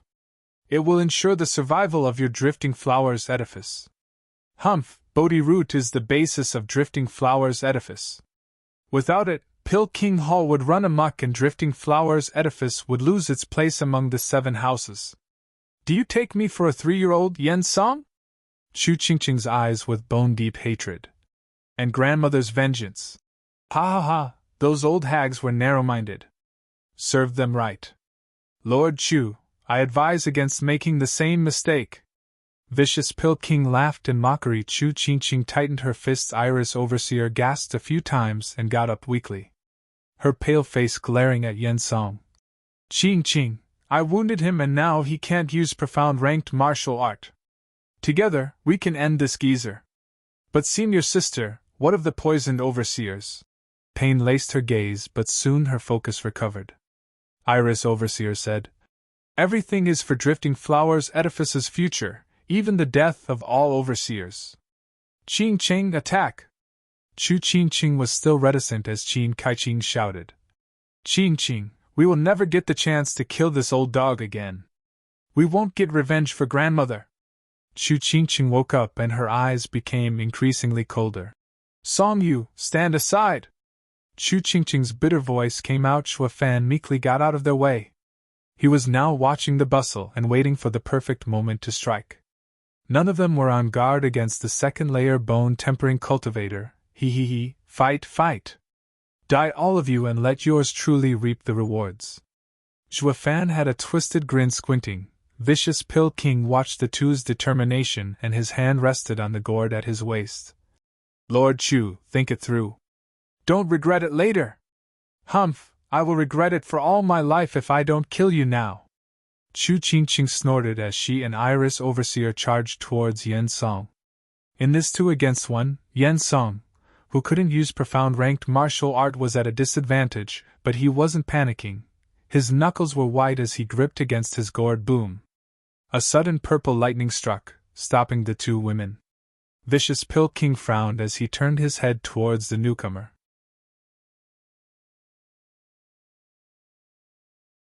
Chapter 111 Godeye Reemerges. Chapter 111 Godeye Reemerges. Who's there? Qingcheng and Qingyun shouted. Ha ha ha, girls, did you already forget this old man after a few years? It was an old man in yellow, blind in one eye. A crow laid on his shoulder yet had eyes flickered with purple lightning. He was Veiled Dragon Pavilion's Godeye Longjio, and his spirit animal, soul-devouring crow. The pair behind him were in bone-tempering stage. Long Kui and Long Jie. Fan was startled. He didn't think he'd meet familiar faces all the way over here. Uncle Jio? Qingcheng and Qingyun cried in joy. Vicious Pill King was frowning, despite his cold tone. Didn't expect you to get your eye back, Godeye Longjio. Longjio laughed. Ha ha ha, it's all thanks to my little brother. I have regained my title and won't cower from the likes of you, Vicious Pill King. Vicious Pill King's face twitched, but his heart cursed to high heavens. Godeye Longjio's recovery of his purple lightning gold eye was akin to meeting his archenemy. The rainbow cloud palm had always been ineffective against Longjio. After losing his eye, Longjio was downcast. So Yen Song didn't pay him any attention. But now, he was back. Vicious Pill King squinted. His heart was in panic as his hand held the gourd tighter. Longjio, are you going to join the ladies against me? The ladies in question turned their expecting gazes at Longjio. Longjio cast a furtive glance on Vicious Pill King's gourd, then shook his head. Yen Song, don't misunderstand. I came here to mediate. We are all guests in Drifting Flower's edifice and should act like one. Ha ha ha, I admire your reasoning, Elder Jio. I will forego the ladies' unreasonable act today. But they might not do the same. Vicious Pill King rested easy knowing Longjio was out of this fight. His smile now turned to the ladies. Qingcheng gnashed her teeth and looked at Longjio with hope, but the latter only shook his head. She could only give up. Humph, Yen Song, I'll let you off now, but don't you dare make trouble in Drifting Flowers City.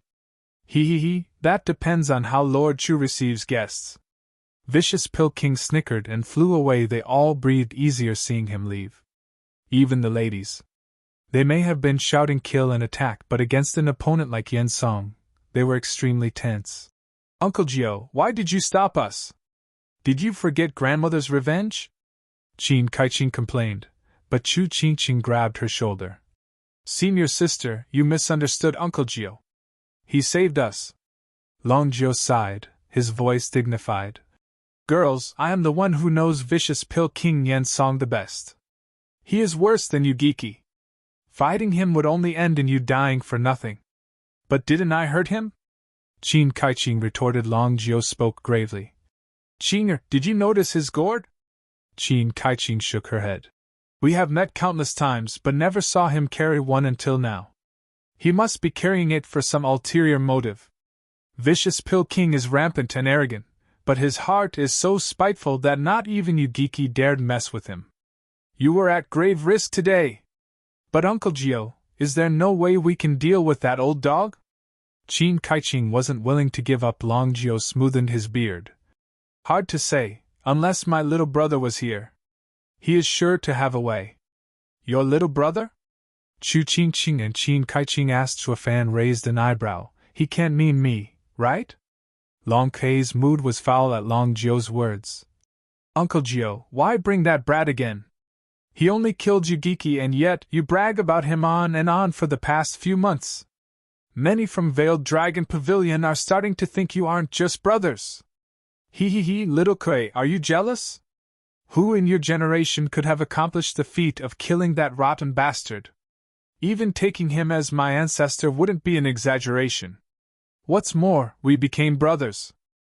Uncle Gio, are you talking about that rumored vile spawn, Zhuofan? Qingcheng raised an eyebrow. Long Gio nodded. Chuchu, you are an exceptional genius, rarest of rare. But my little brother is no weaker than you. Humph, what genius, he only knows violence. Killing wherever he goes. Long Kuei spoke in a sour tone. Long Jia shook his head. Little Kuei, you are wrong. Whether you want to or not, you have to admit that Zhuofan is better than us in every way. He may be a bit unhinged, true, but his talent matches the 7 houses' 6 dragons. And when it comes to killing, no one of our generations can compare. Little Jia got it right. Long Jio praised. But Long Kuei came before Qingcheng, not at all pleased. Humph, what are you talking about? There's no way that brat can compare with Sister Qingcheng. Yep, not right at all. Yours truly has always been keeping low. I've been in Drifting Flowers City for days, and have I run amok even once? No. Zhuofan was dissatisfied. Aren't I always Loki? I normally kill without stating my name? Yet it perplexed him how, even with that, his name was known in the entire Tianyu Empire as a demon spawn.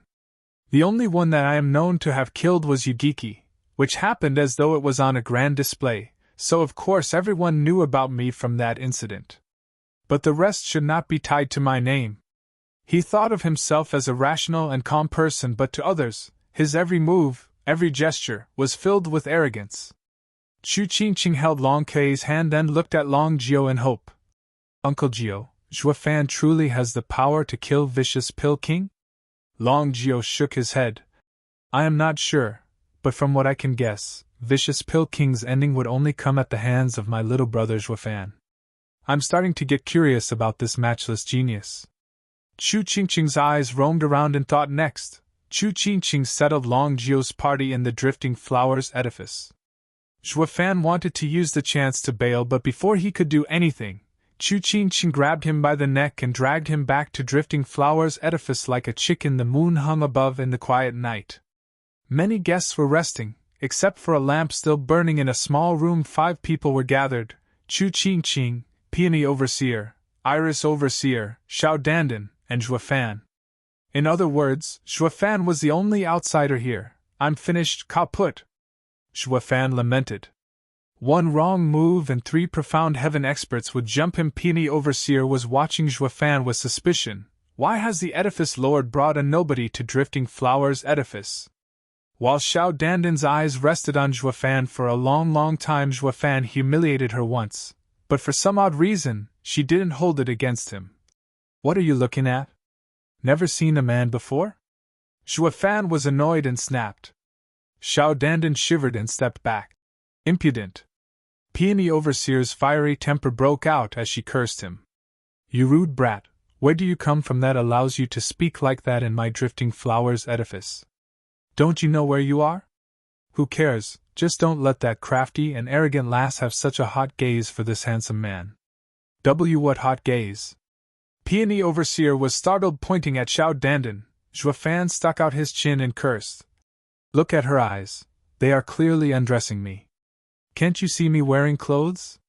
If that's not a hot gaze, I don't know what is. The 3 ladies spat, finally knowing what hot gaze meant. Their faces turned red. Xiao Dandan was even more so, lowering her head in shame. This brat is too vulgar. What hot gaze? I only looked at you twice. But as Xiao Dandan was getting redder by the second, and was close to burning up, Qingcheng glared. Song Yu, stop being rude. Yes, Sister Chuchu. Zhuofan changed into an obedient child next to Qingcheng. He knew her weakness, that she couldn't stand to reprimand him like this. At last I found you, Song Yu. You were the one who picked on my disciple. But Peony Overseer's temper flared once again at the name. Fan was fearless now that Qingcheng was there to hold his hand as he shouted. So what if did? Who told her to pick on my woman? Can't you see how rotten her morals are? Peony Overseer shivered. Of course she knew the truth, but she didn't think this brat was so pig-headed that he dared argue with her in the Drifting Flowers edifice. She knew she was wrong. She was willing to let the matter slide, with just a small payback. However, she was humiliated instead. Damn rotten punk, see if I don't beat you to death! Peony Overseer was ready to strike, but the one to stop her wasn't Qingcheng. She watched the hand, stunned. It belonged to none other than Dan, and she was pleading with her eyes to let the rotten punk go. Peony Overseer was perplexed. My dear disciple, didn't he humiliate you twice? Why are you defending him?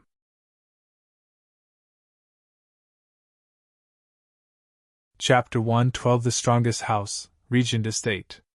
Chapter 112 The Strongest House, Regent Estate. Don't tell me! Peony Overseer suddenly cried. You fancy him? This got all of them jumping, with even Fan's eyelid twitching as he said in haste.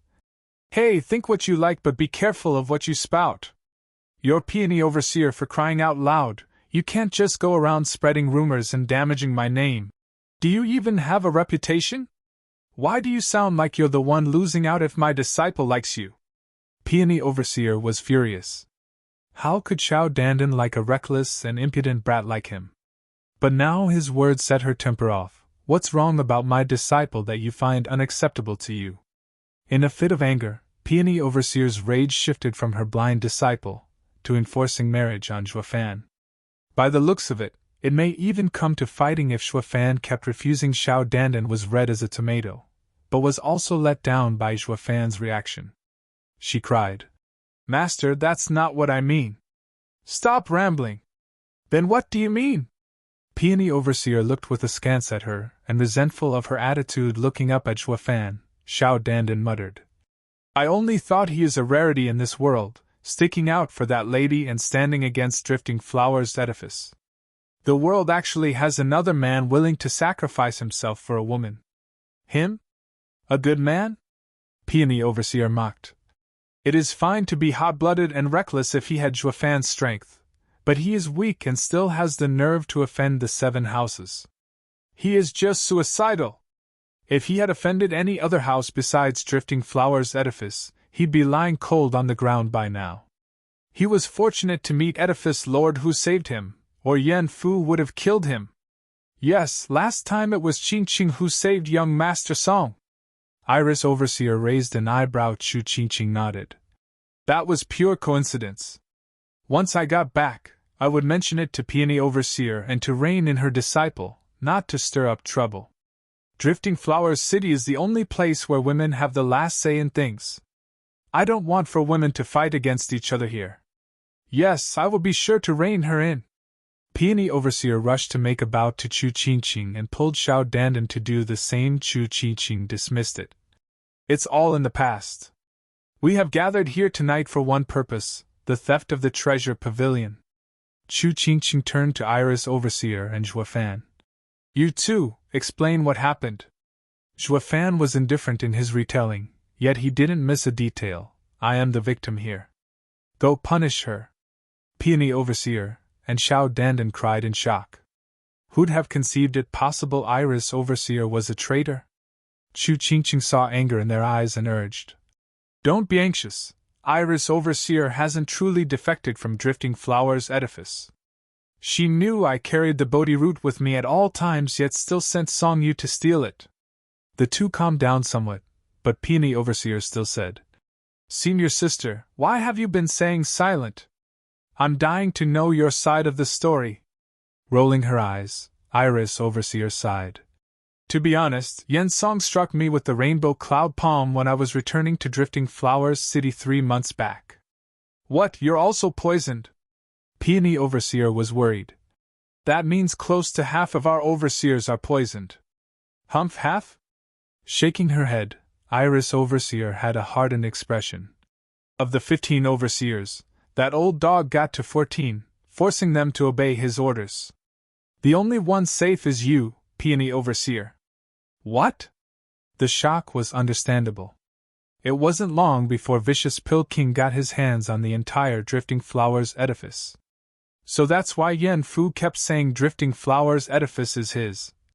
Xiao Dandan recoiled 2 steps and Peony Overseer found it hard to even swallow. Her despair was obvious. Iris Overseer also sighed out of frustration. He told me of this secret only to have better control over me. I decided then that I'd rather have him killed than seizing Drifting Flowers edifice. That is why I have been hiding my intention so I can strike him when he told me to steal the Bodhi root. You didn't make me steal a fake to fool him, but to shift his anger on me and attack him from behind when his guard was down? Iris Overseer, what a great plan, Shuafan analyzed. Iris Overseer looked at him in shock. Young Master Song, I never knew you were so smart. Not at all like the stubborn oaf you appear to be. Just a wild guess, ha ha ha. Shuafan scratched his head and faked clueless once again. What a blunder. The Song Yu he played was an impulsive and reckless man, not one capable of deep thought. Putting together a sly mind and a strong body, what would you get? Shuafan. Luck was with him this time, as they thought it was odd. However, they were not suspicious of his identity. An oaf of a brat who hit the nail on the head sometimes. Senior sister, sorry for being hard on you. Peony Overseer took Iris Overseer's hand as tears welled in her eyes. Qingcheng patted her hand and chuckled. These 2 women had sacrificed much for Drifting Flowers edifice and took all the responsibility on their shoulders. Senior Aunt, did you succeed in your attack on that old dog? Xiao Dandan asked. Shuafan sneered at this. Oh please, and here I thought I was one who disliked using his brains, but in fact, yours seems non-existent. If she succeeded, you'd be toasting right now. Why would you all be wailing and sobbing here at this point? Xiao Dandan blushed and glared at him. Shuafan's callous words broke the sisterly mood between Peony Overseer and Iris Overseer. Their tears just went and disappeared. Rotten punk, can't you read the mood? I should have known better than to expect delicacy from you. Peony Overseer flared again as she ranted. The others broke in a small smile, while Shuafan rolled his eyes. Peony Overseer, don't mind him. Song Yu speaks before he thinks. Qingcheng glared at him, then acted like a big sister, trying to make amends for her little brother. Peony Overseer noticed this subtle difference quickly. With Edifice Lord protecting him, she no longer pursued it, and her face changed into worry. Edifice Lord, with how can senior sister put it, Drifting Flowers edifice is in imminent danger. What do we do now? Qingcheng took a deep breath, her eyes flickering. We aren't nearly enough to deal with Qingcheng Hall. We need to find outside help. From the other houses? Iris Overseer shook her head. From the start, the 7 houses only cared about themselves. Even Uncle Gio, who is closest to us, was fearful of vicious Qingcheng. Who would stick their necks out for us? Yes, no man can be trusted. Peony Overseer had only hatred from being abandoned in her chambers, her eyes flickering with wisdom. Qingcheng showed a smile. Others may not be trustworthy, but he will surely help us. Who? Was the unanimous question. Qingcheng grinned. The strongest house. Their eyes shined as hope was rekindled. Those Shuafan frowned and muttered. The Regent estate. Among the 7 noble houses, everyone was arrogant, everyone thought highly of themselves. But there was one house that was recognized as the strongest, the one who stood above them for the past 1,000 years. The Regent estate. The Regent estate's power was 3 levels higher than any house among them. No house alone could defeat it. Who'd have thought that the Regent estate's men were also joining in the 100-pill meeting? Though their numbers and strength were unknown. If the rumors were true about its power, he'd had better tread lightly with such a strong crowd in Drifting Flowers City. One wrong move would spell damnation. Sighing, Shuafan clenched his fists. He needed to get the Bodhi Jade sap fast and leave even faster. From here on out, it was only going to get worse. Shuafan's eyes drifted to Qingcheng's storage ring. She also noticed Shuafan was worried and smiled. Song Yu, stay in Drifting Flowers edifice. What? Shuafan jerked, though his heart was leaping in joy. This would make it more convenient for him. Qingcheng walked before him and patted his shoulder with tender feelings. No need to worry, I know you fear vicious Pill King's revenge. But he won't dare kill anyone in Drifting Flowers Edifice. She then left with the overseers after telling Xiao Dandan to prepare him a room. Xuefan stood stunned, feeling somewhat warm and fuzzy inside. He had always been cooking up schemes on how to get that Bodhi Jade sap, maybe even killing someone if he had to, but Qingcheng's constant care for him left him hesitant. Should I steal the Bodhi Jade sap?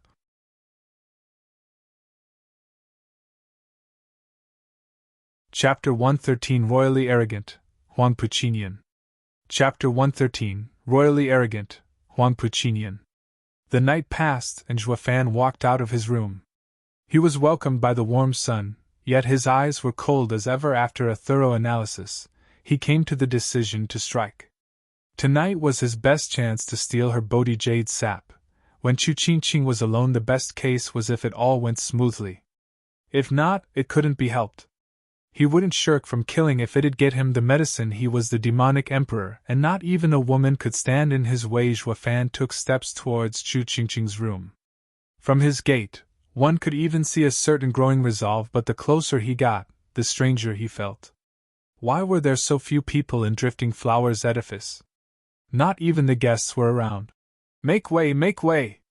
A rash and urgent yell came from a figure in red moving with great haste. It was none other than Xiao Dandan. Thinking for a moment, he flashed before her thump. Xiao Dandan seemed to have smacked into an iron wall and fell to the ground, bringing sharp pain to her butt and head. Who is so blind that dares block me? Xiao Dandan cursed, but she choked on her words when she saw Xuefan eyeing her coldly. Xuefan snorted. Did you say something about a blind man? Lowering her head and blushing a bit, Xiao Dandan went by him. Xuefan was even more perplexed. She used to be so feisty? So, why did she suddenly change? He grabbed her arm. Xiao Dandan shuddered and her cheeks reddened even more. Xuefan ignored her state and said, Where are you going?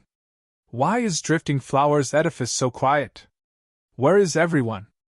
That's because they went to see young Master Huangpu. Xuefan frowned then cried. Huangpu, a man from the Regent estate. Why is he here so soon? The one who came is Regent Estate's second young master, Huangpu Qingyun. I heard he and Edifice Lord were childhood sweethearts. With him here, vicious Pill King will not dare to cause trouble. Xuefan's heart shook. Son of a bitch. I just decided to attack and here comes an expert. And did he have to be Qingcheng's childhood sweetheart too? How the hell am I supposed to do anything with those two sticking like glue? Xuefan gnashed his teeth and looked on murderously. Let's go. I want to see the so great young Master Huangpu. Great? How can you be so rude to Regent Estate's young master? Xiao Dandan was going to advise him to be restrained, but Xuefan pulled her along before she could say anything. Xiao Dandan looked at their hands but did not say a word. Though, it could be because her heart was skipping like a deer. Xuefan's unbridled and rash attitude made her heart jump for the first time for a man she was wishing for time to stop right now. However, with the two's cultivation, they soon arrived at the entrance of Drifting Flowers Edifice. They looked on towards the crowd. Xuefan let go of his hand, which made the young miss feel a sense of loss. Blast it. This damn Regent estate is too impressive. They are like emperors. To have the other houses welcome them like this. The scene shocked him. From first to third-rate clans, all kneeled at the side of the main avenue. And those of powerful clans stood around the Drifting Flowers Edifice's entrance in welcome. This was Drifting Flowers Edifice's headquarters, yet the procession was even grander than the Edifice Lords. Was Regent Estate so strong that it could intimidate the other six? It had to.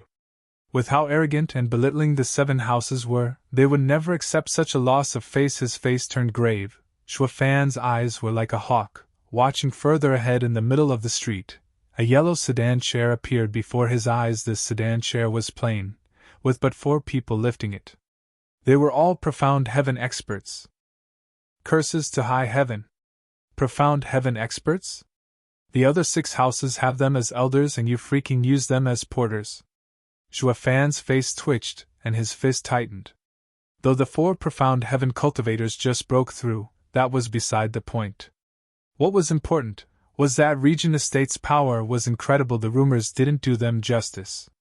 They weren't just 3 levels stronger. The other 6 houses were swept by fear. When the sedan chair was nearby, they walked forward and bowed. Young Master Xia must be an impulsive man. I would like to befriend many such people.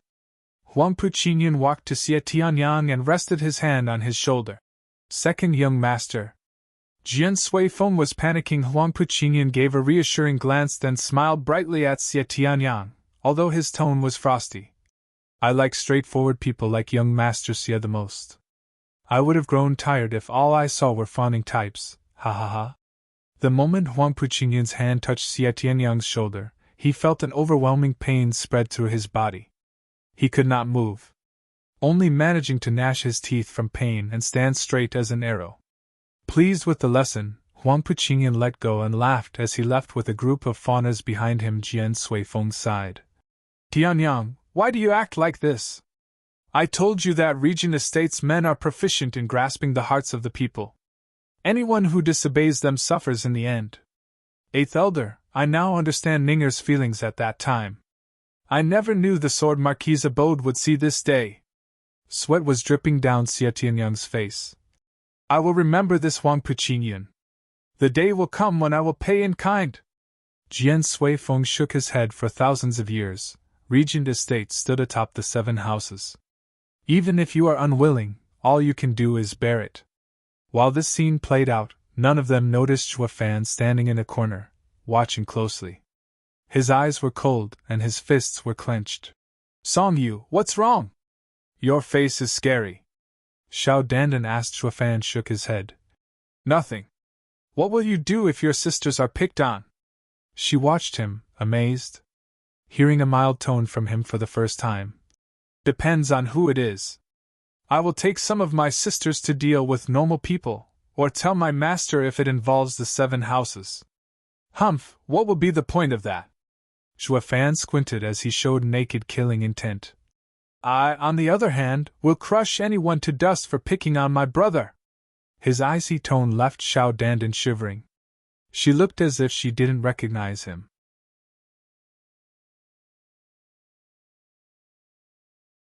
Chapter 114 Hints of Ambition.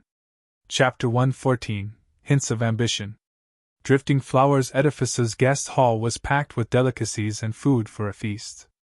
Huangpu Qingyun arrived with a crowd of retainers and sat in the seat of honor. It was the seat reserved for the leader. His action implied crass and open disrespect for Drifting Flowers Edifice. It could be even deemed as provocation. However, people found Huangpu Qingyun's act normal, treating him like an emperor. Qingcheng didn't mind at all. Now that he sat there, it wouldn't be long before he would help them. Elders, please take a seat. Don't be shy. Huangpu Qingyun acted as the host and gestured to the 4 profound heaven experts carrying his sedan as they sat along with the guests. There seemed to be one table empty. Huangpu Qingyun asked the obvious. Why is there an empty table? Was the table count wrong and the servers left it as so?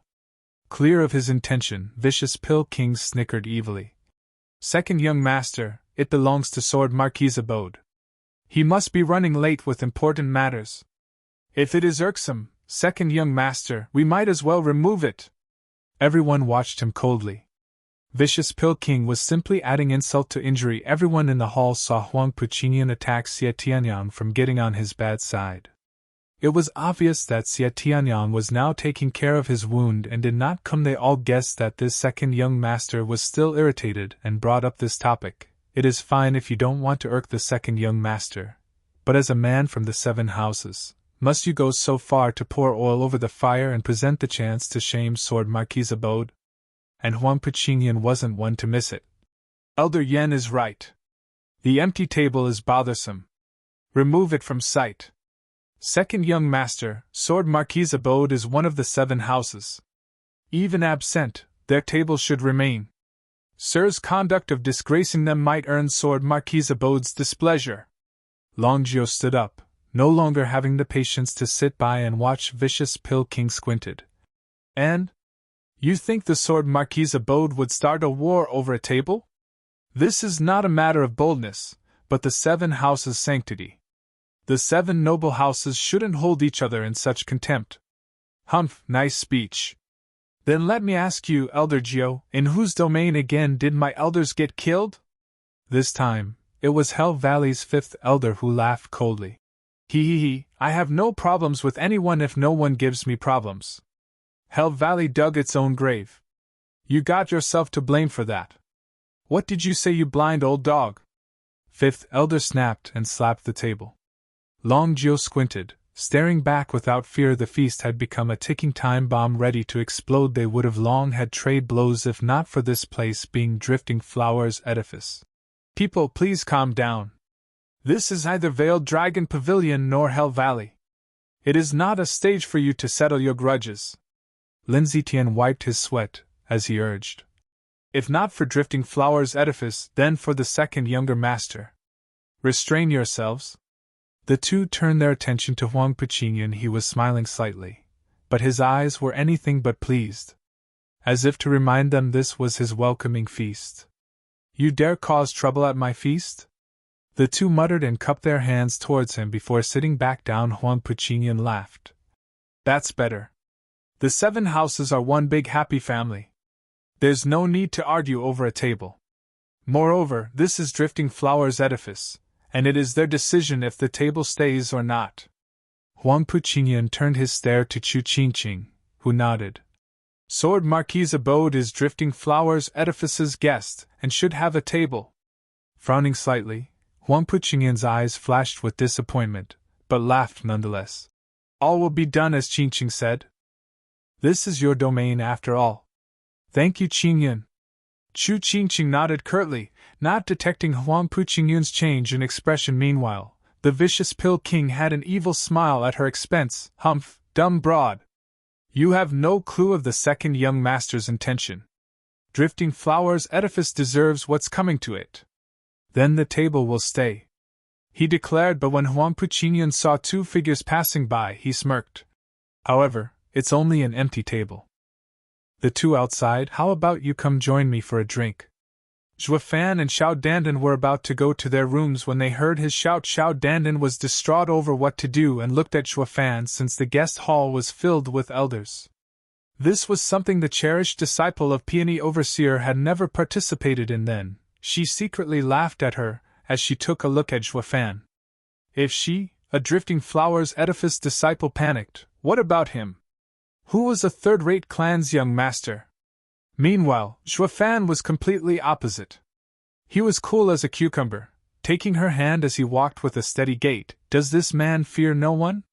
Not her master, not her senior aunt, not even Regent Estate's 2nd young master, Huangpu Qingyun.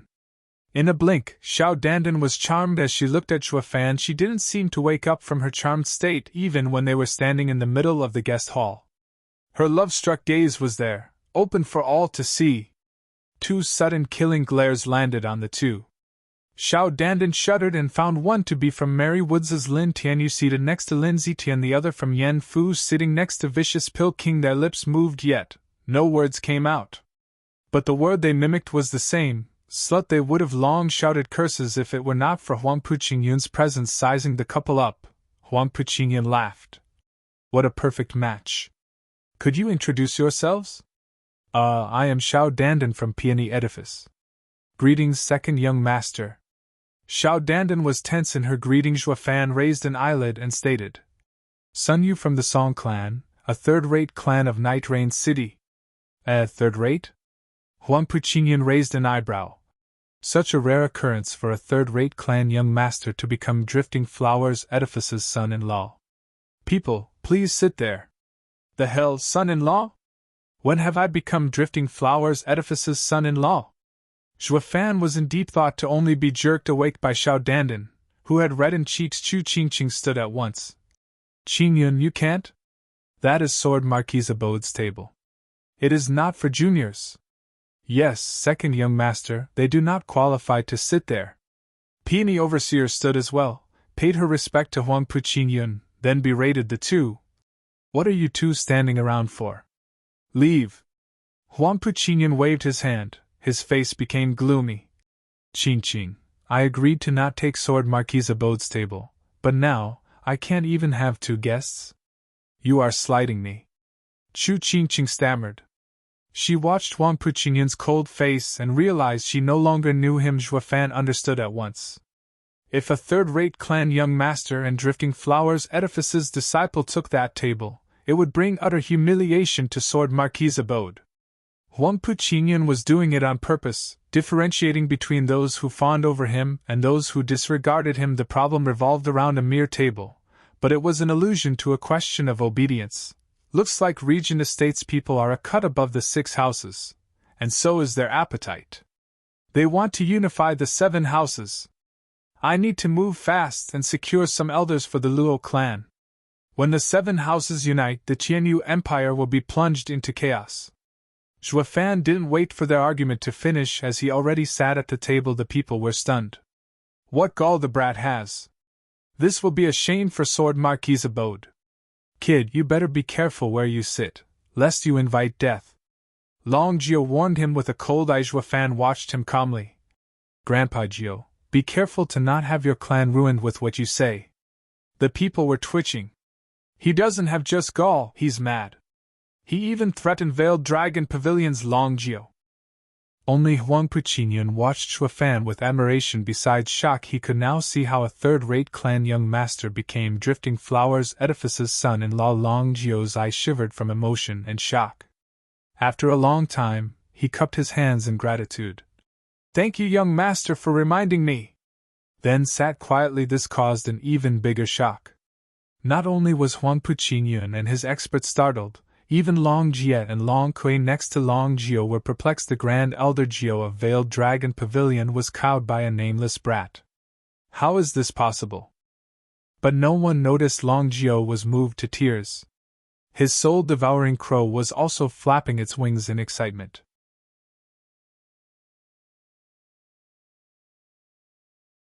Chapter 115 Isolated. Chapter 115 Isolated. Watching the soul-devouring crow's jubilation, Zhuofan perked the corner of his mouth, knowing that Long Jio recognized him. After all, he used to address Long Jio with Grandpa Jio the first time they met. Furthermore, unlike those that addressed him as Grandpa Jio, Zhuofan's haughty tone made it undoubtedly clear to Long Jio as to who he was. None of the people there understood what happened. Their eyes darting from one to another in hesitation, a third-rate clan kid dared speak nonsense to a Veiled Dragon Pavilion's elder. Odd. The elder in question not only did not rebuke but looked relaxed. Odder on top of that, there seemed to be some underlying meaning in it, which was baffling to them. This cast many doubts upon the guests. But before they could pry, a sneer resounded. Humph! Drifting Flowers Edifice is so thoughtful to let some pipsqueak have a table. To everyone's shock, Xie Tianyang had been standing at the entrance, unbeknown to them. Meanwhile, Jian Suifeng's face had turned ashen. The exclusion of Sword Marquis' abode from the 7 houses feast was utter humiliation. Qingcheng cried, urging Zhuofan. Who told you to sit? Leave at once! Qingcheng, did you forget? It was I who invited them. Huangpu Qingyun smiled at her, but his deeper meaning pricked at Sword Marquis' abode. Isn't it a waste to have an empty table? I have welcomed the 2 disciples to make better use of it. It is not a place for a dog to sit in after all. Humph, since the second young master does not put Sword Marquis' abode in his eyes, we shall be taking our leave then. Farewell.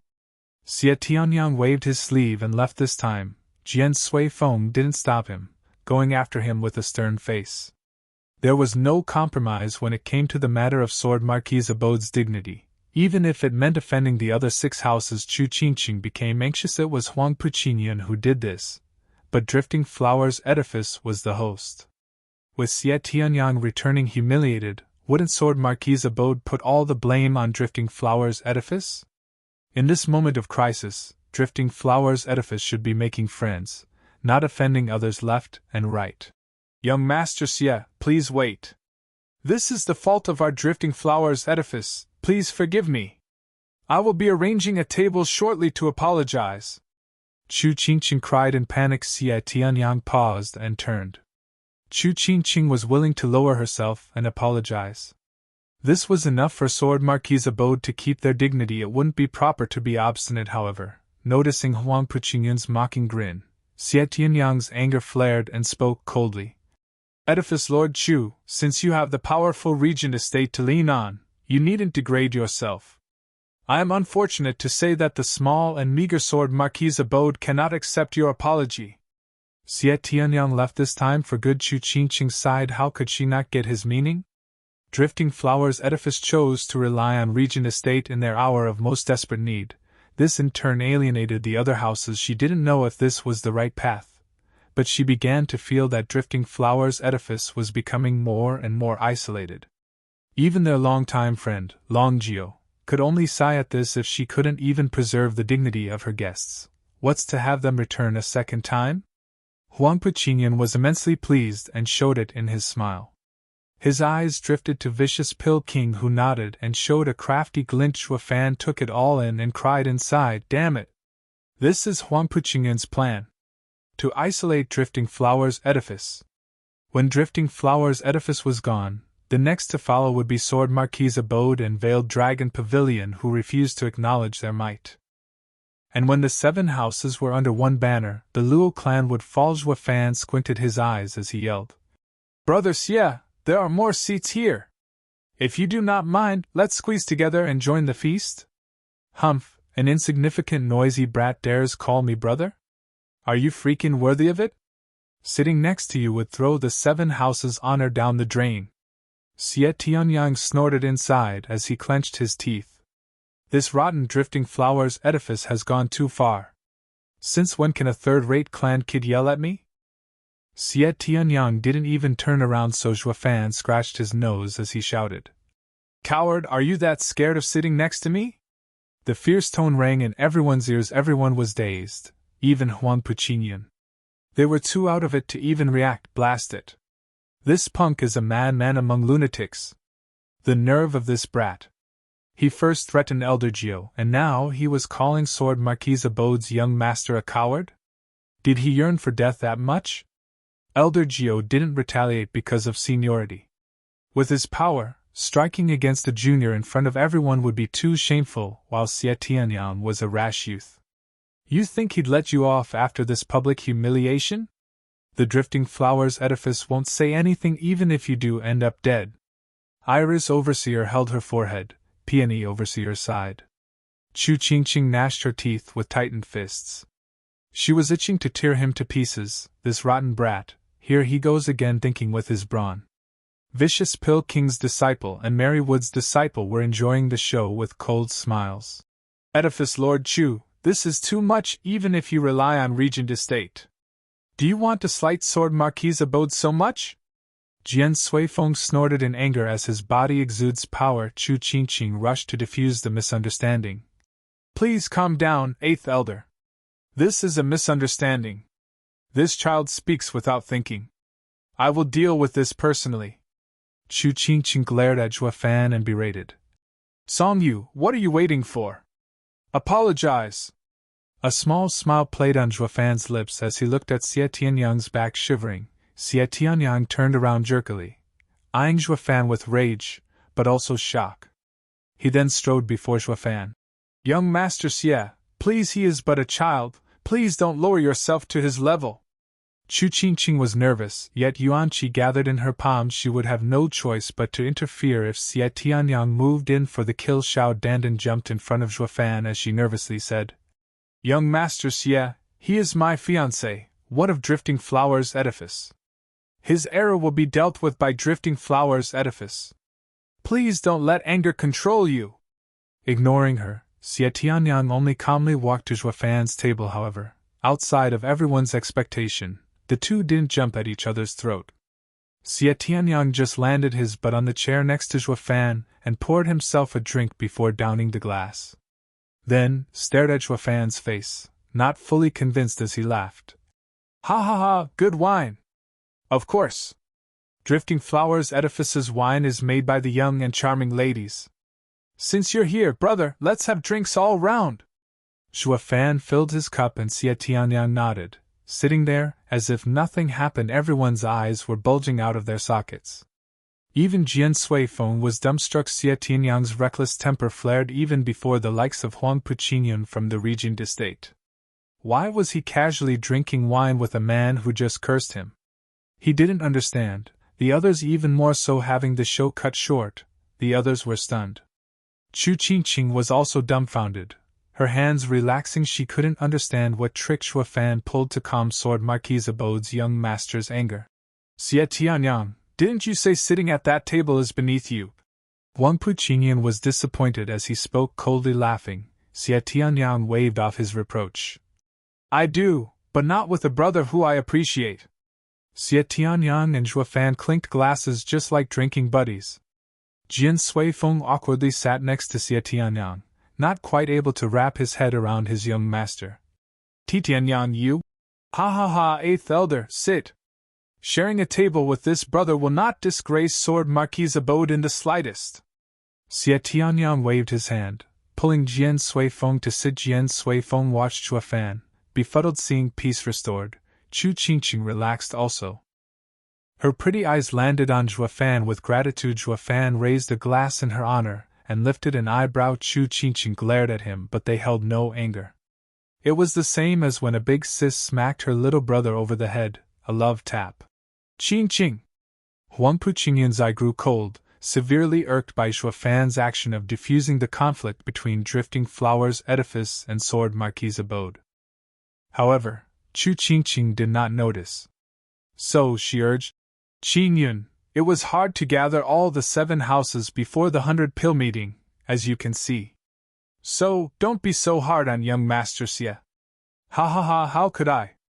I came because of you after all." His eyes flashing, Huangpu Qingyun spoke. "Let's begin. Now that all houses are here, let us settle the matter between Drifting Flowers Edifice and Pill King Hall." Qingcheng was happy. With Regent Estate standing here, that old dog will have to give up the antidote.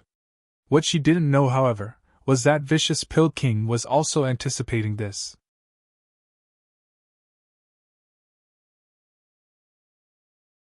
Chapter 116 Ruthless Betrayal. Chapter 116 Ruthless Betrayal. P4553R. Clap. At the sharp clap, everyone turned to Qingcheng. She smiled and eyed the vicious Pill King. "On this occasion, with all 7 houses gathered here, I would like everyone to bear witness to one matter of mine." She stared vicious Pill King down with a cold gaze. "Yen Song, it is time to end our grudges today."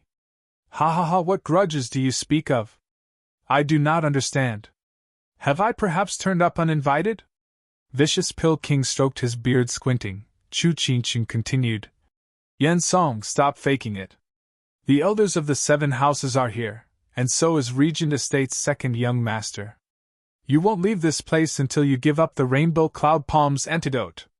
Iris Overseer and Peony Overseer stood up also, ready to strike at a moment's notice. The others kept silent. Watching the events unfold, they knew of this grudge between them for a long time. This time, however, Drifting Flowers Edifice invited Regent Estate to mediate and press down on Pill King Hall. Vicious Pill King would have no choice but to comply in his presence, yet, just when the 2nd young master ought to speak, he remained unusually quiet. The people ignored Qingcheng and Vicious Pill King, turning their gazes to Qingcheng because they all knew he was the one who had the final say, who was right and who was wrong, who failed and who won. All rested on this man's shoulders. Huangpu Qingyun smiled towards Vicious Pill King. "Ha ha ha, Elder Yen, if you truly poison Drifting Flowers Edifice's disciples, there is no harm in providing the antidote, and keep it cordial." He, 2nd young master is right." Snickering, Vicious Pill King cupped his hands at Huangpu Qingyun, but his sinister eyes stared right at Qingcheng. "I have indeed hurt your overseers, but I am unable to provide the antidote." "Yen Song, the nerve of you! You won't even listen to the Regent Estate? Do I have to bother His Majesty for you to drop this matter?" Qingcheng shouted, but Huangpu Qingyun lightly waved it off. "His Highness is terribly occupied and has no time to mind us, 7 houses. Even after what happened in Wingay's city between Veiled Dragon Pavilion and Hell Valley, His Highness rebuked them both. Not only they, but even the other houses were given a warning. Wingay's city has now become a restricted area for us." When Huangpu Qingyun pointed this out, Long Geo and Hell Valley's fifth elder started glaring at each other. Juefan sneered inside, knowing where this was going for the Regent estate to unify the 7 houses. They must have all of the house's affairs under their control. Wouldn't it become a mere figurehead as the leader of the 7 houses if the other houses turned to the Emperor for mediation? Humph, they move quite quickly when it comes to grabbing power. So this is the true ambition of Regent estate. Juefan's eyes flashed coldly. Qingcheng took a deep breath to calm her anger. Qingyun, you are right, but this old dog. Leave it to me. Huangpu Qingyun held his hand in interruption and spoke to Vicious Pill King. Elder Yan, taking your current stance is tantamount to slighting Regent estate. Don't you see me sitting here? Ha ha ha, the second young master misunderstands. The truth is, I cannot provide the antidote. Vicious Pill King cupped his hands and smiled. But shouldn't what a certain thief stole be returned first? What do you mean? Huangpu Qingyun raised an eyebrow, his voice odd grinning. Vicious Pill King looked at Qingcheng in askance, speaking with a sly smile. Edifice Lord Chu, I'm sure you haven't forgotten of that devil Qingcheng. Shivering, tears welled in Qingcheng as she clenched her fists. Bottomless rage and overflowing killing intent surged. The people were shocked, having witnessed Qingcheng so out of control for the first time. Sneering, Vicious Pill King added, Drifting Flowers Edifice had once sent that devil, Qingcheng, to become my disciple. I found him smart, and imparted some of my teachings. In the end, he stole Rainbow Cloud Palm's antidote formula. His strength was lacking when refining it and died, while also poisoning many overseers in the process. How can this be my fault? Yeah, he was my senior brother meant to inherit the master's legacy. But he was driven by delusions of grandeur, and betrayed us despite our good relations. He got his just deserts when he thought too highly of himself. He was blind to believe he could refine the antidote, only to fail. Yan Fu was mocking them now. The only thing I admire about my senior brother is his talent in alchemy. As for his moral character, he was too arrogant, repaying gratitude with enmity and hurting Drifting Flowers Edifice. It can be said he was impudent. Shut up. Qingcheng's anger flared and her eyes reddened as she watched the evil pair. The others jerked in fright, throwing a disdainful gaze at her. Vicious Pill King snorted. Second young master, if this happened in Regent estate, would you give your spy the antidote? You're right. Huangpu Qingyun nodded. Everyone's eyes were on him in a split second. It was Drifting Flowers Edifice who asked for him, so what was he doing sticking up for Pill King Hall? Only Juefan knew this was coming, calmly tasting the fine wine. Second young master, there is a reason behind this matter. At that time, Pill King Hall attacked our edifice lord. Iris Overseer hurried to explain, but Vicious Pill King cut her off. Humph, there are plenty of arguments among the 7 houses, but does this garner sending a spy to another house? Going by your words, won't that make Hell Valley filled with Veiled Dragon Pavilion's people? And Veiled Dragon Pavilion teeming with Hell Valley's spies as well? Elders began nodding at this. In the case of small arguments, they were resolved openly. Sending spies was too demeaning and shameful for the 7 houses' prestige. Iris Overseer was flustered while Qingcheng was almost lost in her rage. Her eyes bore hatred towards Yan Song, wanting to eat him alive. That's enough. Since I and the house's elders are here, I will be the judge and you witnesses in dissolving this grievance. Huangpu Qingyun's shout drowned the 2 sides bickering. Everyone nodded. Huangpu Qingyun turned to the Vicious Pill King, to which Yan Song cupped his hands. I leave everything in the second young master's hands. Turning to Qingcheng, she let out a ragged breath and nodded. Huangpu Qingyun came at her request and believed he would side with Drifting Flowers Edifice. Huangpu Qingyun's eyes flashed pleased. With both sides in agreement, then I will state my verdict. Do not object it, or it will mean a challenge to Regent estate. Yes. Qingcheng and Vicious Pill King nodded. Good. Elder Yan, you are to give the Rainbow Cloud Palm's antidote to the Drifting Flowers Edifice. Huangpu Qingyun shouted, and Qingcheng was happy, but Huangpu Qingyun followed up on a cold tone. However, Drifting Flowers Edifice was the first in the wrong. To be fair, Elder Yen may choose any one item from Drifting Flowers' edifice as compensation. This caused a widespread shock. Everyone knew what Yen Song coveted the most. Drifting Flowers' edifice refused to bargain this treasure with him. Or they would have long have traded it. Huangpu Qingyun's verdict sounded fair, but it leaned towards Yen Song in a blink. They all understood, flickering their eyes from one to another. Qingcheng was even more shocked. She noticed Yen Song's cunning smile and came to realize it was a trap all along. They planned this from the start. Second young master's verdict is fair. I wholly agree. Vicious Pill King laughed. Then I won't be shy and choose Bodhi root. Impossible! Qingcheng snorted. The Drifting Flowers edifice's sacred treasure won't be yours. Qingcheng, you are the one who asked me to mediate. I have given my verdict and now you refuse? Are you mocking me? Huangpu Qingyun barked. Everyone knew Huangpu Qingyun didn't come to help Qingcheng, but the Pill King Hall with this excuse. Regent Estate drove itself between Pill King Hall and Drifting Flowers edifice. If Drifting Flowers edifice didn't hand over Bodhi root, they would have to face not only Pill King Hall, but the dreaded and mighty Regent Estate, the strongest of the 7 houses. If Regent Estate moved, no other house dared to help Drifting Flowers edifice. Before Drifting Flowers edifice could drive out the vicious wolf, they brought in a tiger. There was no going back now. Qingcheng glared at Huangpu Qingyun with tears in her eyes. She never thought possible the one she rested her last hope on, her childhood sweetheart, would ruthlessly betray her. Iris Overseer and Peony Overseer were enraged, glaring at him with bitter hatred. The one they hated the most was now Huangpu Qingyun, the betrayer. As if unable to look his former sweetheart in the eyes, Huangpu Qingyun turned his head and sighed. Qingcheng, don't be so obstinate. This is all for Drifting Flowers edifice's sake. Bullshit! What would be left of Drifting Flowers edifice if the Bodhi root is gone? Peony Overseer's temper flared and cursed him. How will you call yourself Drifting Flowers edifice if everyone is dead? Huangpu Qingyun snorted. We agreed before to not contest my verdict. Accept it or suffer the wrath of Regent Estate. Peony Overseer turned mute. Qingcheng and Iris Overseer were falling in despair. However, a sneer echoed around.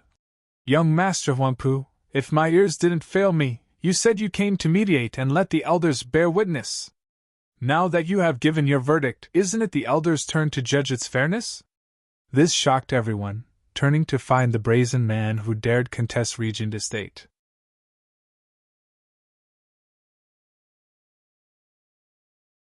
Chapter 117 Lifeline. Chapter 117 Lifeline. The people saw Zhuofan casually holding his glass as he nursed his wine.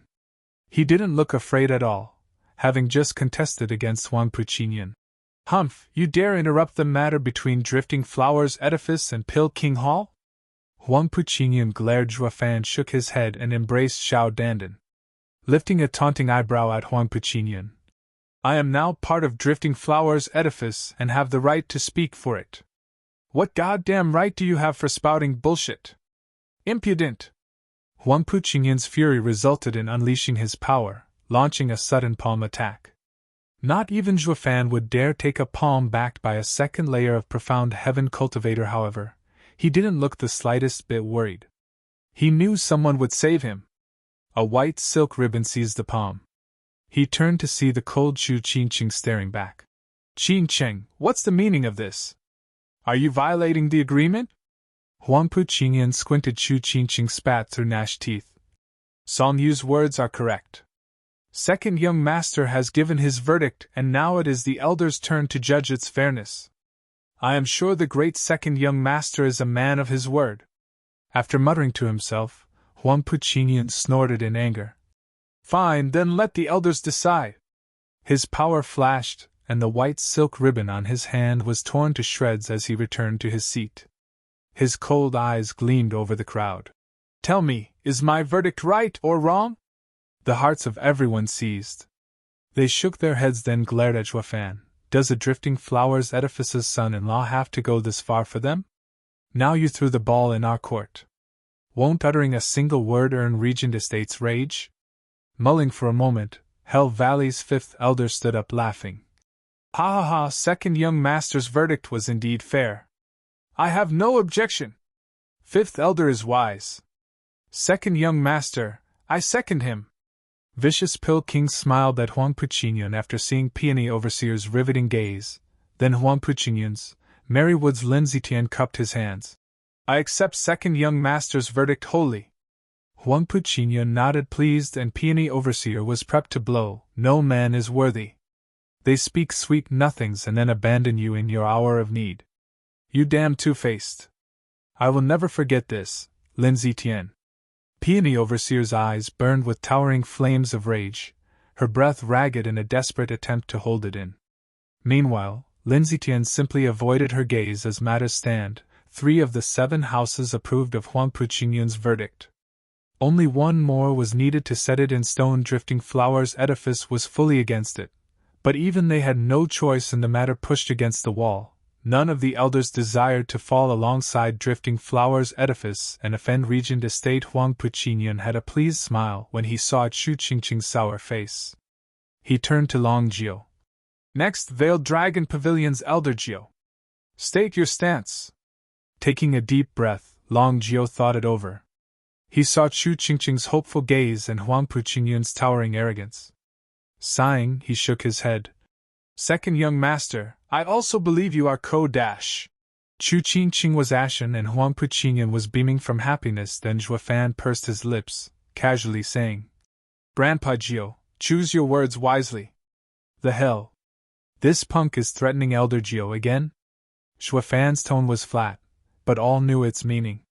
What shocked the people present was his balls to disrespect Long Jiu again and again. He may be a junior to Long Jiu, but doing it a second time was testing Veiled Dragon Pavilion's patience. If Long Jiu didn't strike, it would be an affront to their reputation. He, Long Jiu, you've been berated once again by a mere junior yet still do not retaliate. You have quite the mild temper, it seems. Hell Valley's 5th elder seized the chance to mock him. Long Kui and Long Jie glared at Zhuofan. Though Long Jiu didn't care, all his focus was on what to say next. Looking at Zhuofan again, he noticed the deep determination his eyes hid. Long Jiu then gnashed his teeth. Fine then, I'll gamble. Second young master, I believe you are partial. Drifting Flowers' Edifice may have been the first to be in the wrong. But taking their precious treasure from them is the same as cutting off their future. It is no different than destroying them. Long Jiu cupped his hand and shouted, though his head was soaked in sweat. His words smacked Regent Estate in the face. His stance would have a great impact on the way Regent Estate would treat Veiled Dragon Pavilion in the future, but he had more faith in Zhuofan. He saw it with his own eyes in Wengaze City. Each of Zhuofan's decisions was always correct. Shock beyond belief. No one saw this coming. This wasn't just siding with Drifting Flowers' Edifice. It was going against Regent Estate. Qingcheng and the other 2 overseers offered their thanks again and again. Long Jiu gave a bitter smile as he slumped in his chair. He had no idea if this would promise blessings or spell doom. Huangpu Qingyun disregarded Long Jiu and stared at Zhuofan. He made the Grand Elder Jiu change his decision. Just who the hell was he? Indeed, Huangpu Qingyun discovered Long Jiu had already made up his mind of forsaking Drifting Flowers' Edifice. However, those few words from Zhuofan set Veiled Dragon Pavilion against Regent Estate. Who in God's name is he? He has greater sway than even me? In fact, he wasn't the only one who noticed. Everyone else there realized this but chose to abstain from revealing it. Yet their eyes never left Zhuofan. Chuckling inside, Zhuofan kept drinking with Xie Tianyang like best buds. What of Sword Marquis' abode? What is your opinion? Huangpu Qingyun turned his cold eyes to Jian Suifeng. Xie Tianyang however patted Jian Suifeng before he could rise and laughed. 8th elder, let me handle this. Tianyang, this concerns the future of Sword Marquis' abode. You must. I know. Xie Tianyang waved his warning off, sneering at Huangpu Qingyun with a slanted look, then toasted with Zhuofan again. Kid, I find you really familiar. Are you really a son-in-law to Drifting Flowers' Edifice? Yep. Rolling his eyes, Zhuofan didn't know what he was going for and nodded. He, then prove it by kissing your wife. Xie Tianyang laughed as he pointed at Xiao Dandan. She went beet red in a flash, her heart raced, going a mile a minute, and stole glances at Zhuo Fan. The latter glared at Xie Tianyang and cursed softly. What are you playing at, punk? Wanna fight? Xie Tianyang just stated. Hey now, I know you want my favor. So do what I say or I don't know which side to choose. What? This made everyone hold their breaths. Jian Sui Feng was close to exploding. In this critical moment, when one word could decide the future of their house, he was playing around? Tianyang! Jian Sui Feng shouted. Eighth Elder, believe me. I know what I'm doing. Xie Tianyang showed a reassuring glance. Jian Sui Feng had never before seen him look so serious. He nodded in the end and chose to believe this disciple. He won't be damning the house over a game, right? Fine, Xie Tianyang. Zhuo Fan clenched his fists and was itching to wipe that grin off Xie Tianyang's face with his fists. But he chose to endure, glaring at him. I will obey your order. Zhuo Fan embraced Xiao Dandan and French kissed the girl in front of the whole crowd. Xiao Dandan's mind went blank. When he saw Xie Tianyang's ridiculously pleased grin, Zhuo Fan couldn't help but curse. Pervert, what are you happy about? If you want the woman, go find your own. Ha ha ha, I already have, you know? Once I tell her, she will hate you forever. Xie Tianyang laughed and slapped the table in joy. Everyone watched Sword Marquis Abode's young master in a daze. They didn't know what he was saying, but one thing was certain. The two knew each other meanwhile. Only Zhuo Fan knew the she he was referring to was Xuaningxiang. Shaking his head, Zhuo Fan sighed. Make your choice then. All right, brother. I choose you. Xie Tianyang could barely hold his glee as he turned to Huangpu Qingyun and taunted with his eyebrows. Second young master, I absolutely positively refute your so-called fairness. That is why Sword Marquis Abode believes your verdict is wrong. Huangpu Qingyun clenched his fists in rage. His eyes bored through Xie Tianyang. You have gall. Just you wait. Xie Tianyang lifted his head in confidence, ready to fight back with this. The verdict was a tie. Qingcheng was overjoyed and expressed her thanks to Xie Tianyang. She then said to Huangpu Qingyun, since the second young master's verdict could not gain the 7 houses' elders' approval, it is vetoed. Who said it is? Have you forgotten about us, the Regent estate? Huangpu Qingyun snorted. He, I have never heard of giving a verdict and vote also. Regent estate's vote is invalid from the start. Zhuo Fan sneered, gnashing his teeth. Huangpu Qingyun glared at him. If he had killed Zhuo Fan when he had the chance, Veiled Dragon Pavilion and Sword Marquis Abode would have abstained and Drifting Flowers Edifice would have easily fallen. Damn punk! I will kill you myself. Huangpu Qingyun glared murderously at Zhuo Fan. Zhuo Fan noticed and smiled. If the second young master is unsatisfied with this conclusion, I have a proposition. Elder Yen gives the antidote, and he is free to pick anything from Drifting Flowers Edifice, besides Bodhi root. No! Only Bodhi root matters to me. Vicious Pill King brushed his sleeve in anger. Zhuo Fan perked the corner of his mouth, as if he was expecting this. That may not be off the table as you might think. Just that you can't have it so easily. It will all depend on you. What are you getting at? Vicious Pill King asked. Simple. The 100-pill meeting is about to start, and the prize shall be the Bodhi root. The winner will have all rights to claim it. All right. Let's see if anyone can contest my alchemy skill. Ha ha ha. Vicious Pill King cackled, thinking he had it in the bag. Huangpu Qingyun muttered for a while, then agreed. While Qingcheng and the rest were filled with worry. Who could beat Vicious Pill King in alchemy? It seemed like a lifeline for Drifting Flowers Edifice, but it didn't seem to make much of a difference than before.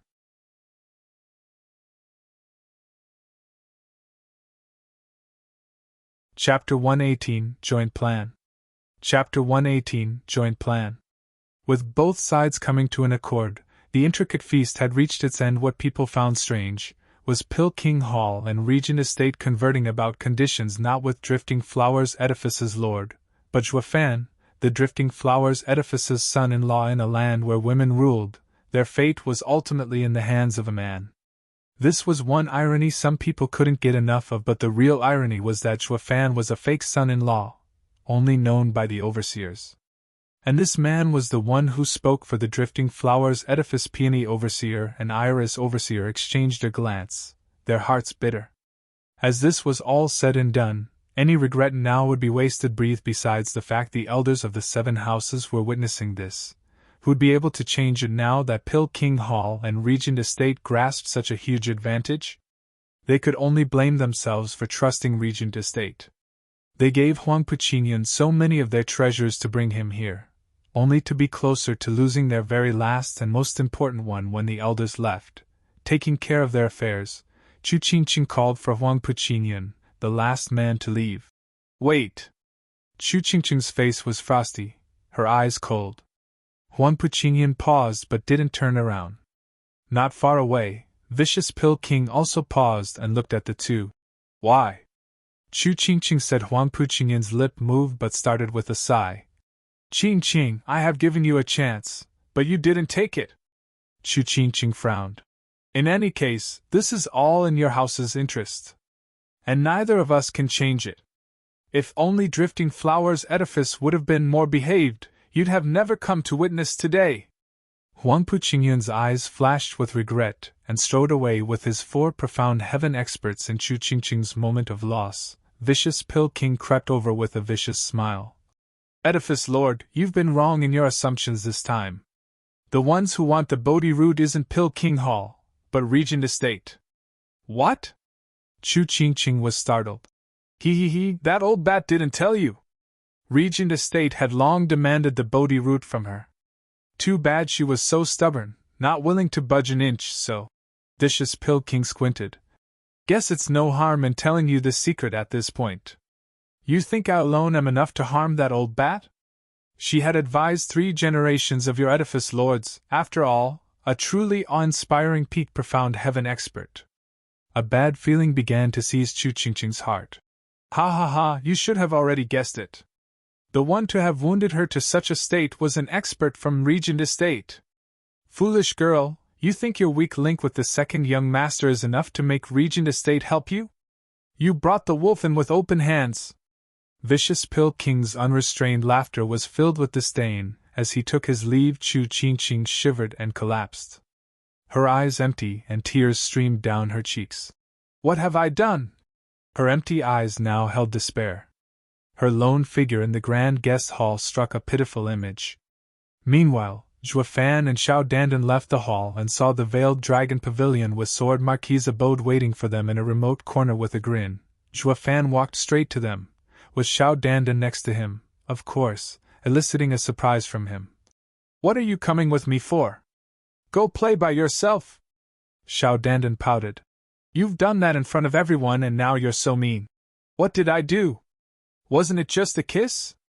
It's nothing great, I did it to get Sword Marquis Abode's vote and save your Drifting Flowers Edifice. Zhuofan rolled his eyes and warned. Don't ever mention this again. There is nothing going on between us. And Xiao Dandan was like an obedient child, though in her heart she felt miserable. She thought of something and quickly rushed off. Greetings, it's been a long time. Zhuofan sported a faint smile, putting on the thunder ring from his storage ring. Sparks traveled across it, and Xie Tianyang's reacted in kind. He laughed. I knew it was you. You looked so different that I almost didn't recognize you. But calling me a coward made me realize the truth. Xie Tianyang was the first to call Zhuofan a coward, and now the roles were reversed. By the way, where's sister-in-law? Xie Tianyang's eyebrows danced on purpose. Zhuofan's mood turned sour as he waved a fist. Why did you do that anyway?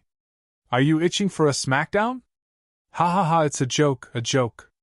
You didn't lose out anyway. Xie Tianyang laughed as he withdrew, still somewhat afraid of Zhuofan.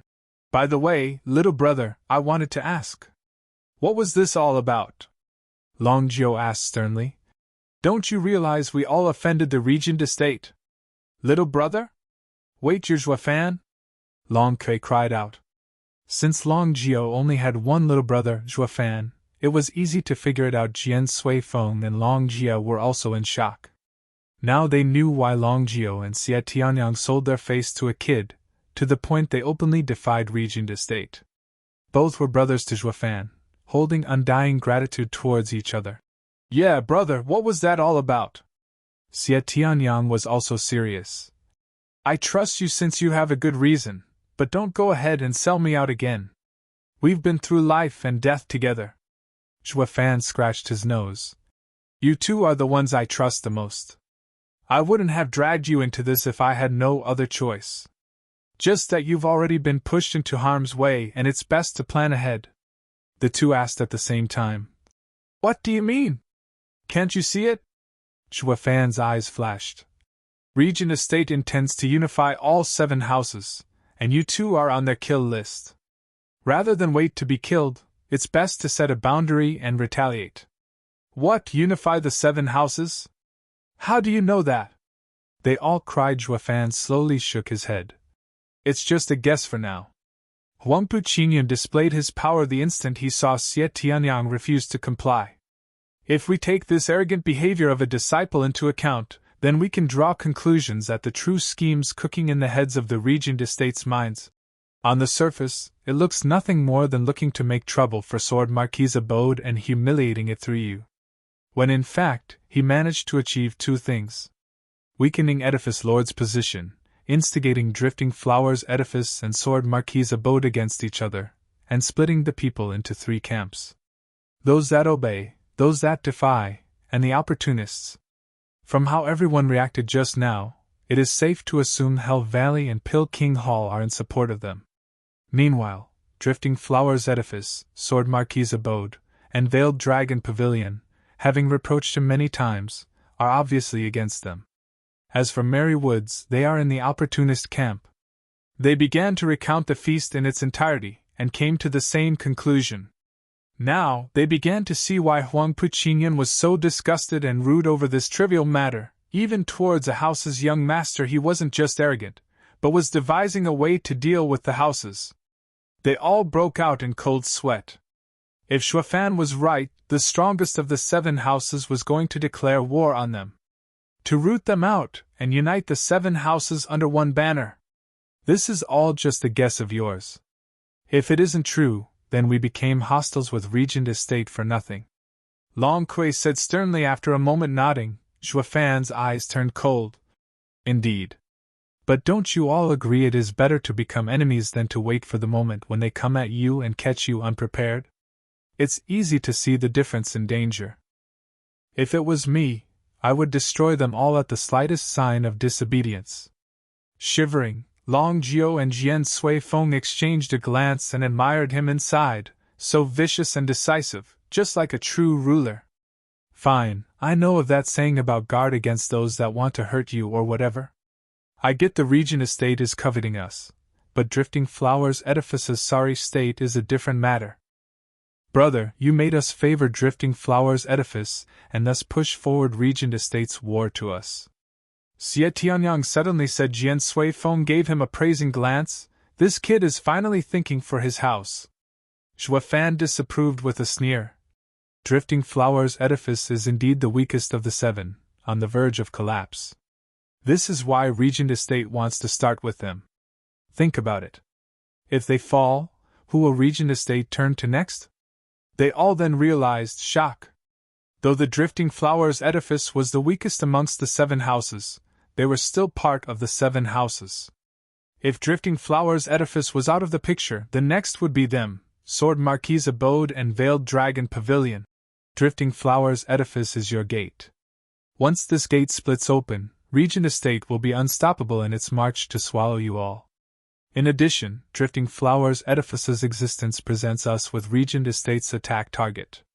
Take Drifting Flowers' Edifice out of the picture, and it will be anyone's guess who the next mark is. They all nodded, with some people's eyes flashing with resolve. Even Long Kui, who always looked for chances to nitpick with him, had to agree. Long Kui now understood how serious this matter was, which involved her house. Then what do you get out of this? Xie Tianyang said. I know you well enough, and there's no way you'd get involved without getting something. Least of all, volunteering to help Drifting Flowers' Edifice get over this predicament. Zhua Fan's eyes flashed with confidence and said, "This Long Kui, do you remember our 10 years agreement? Rising Luo clan above the 7 houses in 10 years? Long Kui muttered, "Correct." Zhua Fan continued with a smile. "What I get from all of this is to slow down the Regent Estates campaign and allow the Luo clan rise in 10 years. When I am done, we will see who will be the true number 1 house in the empire."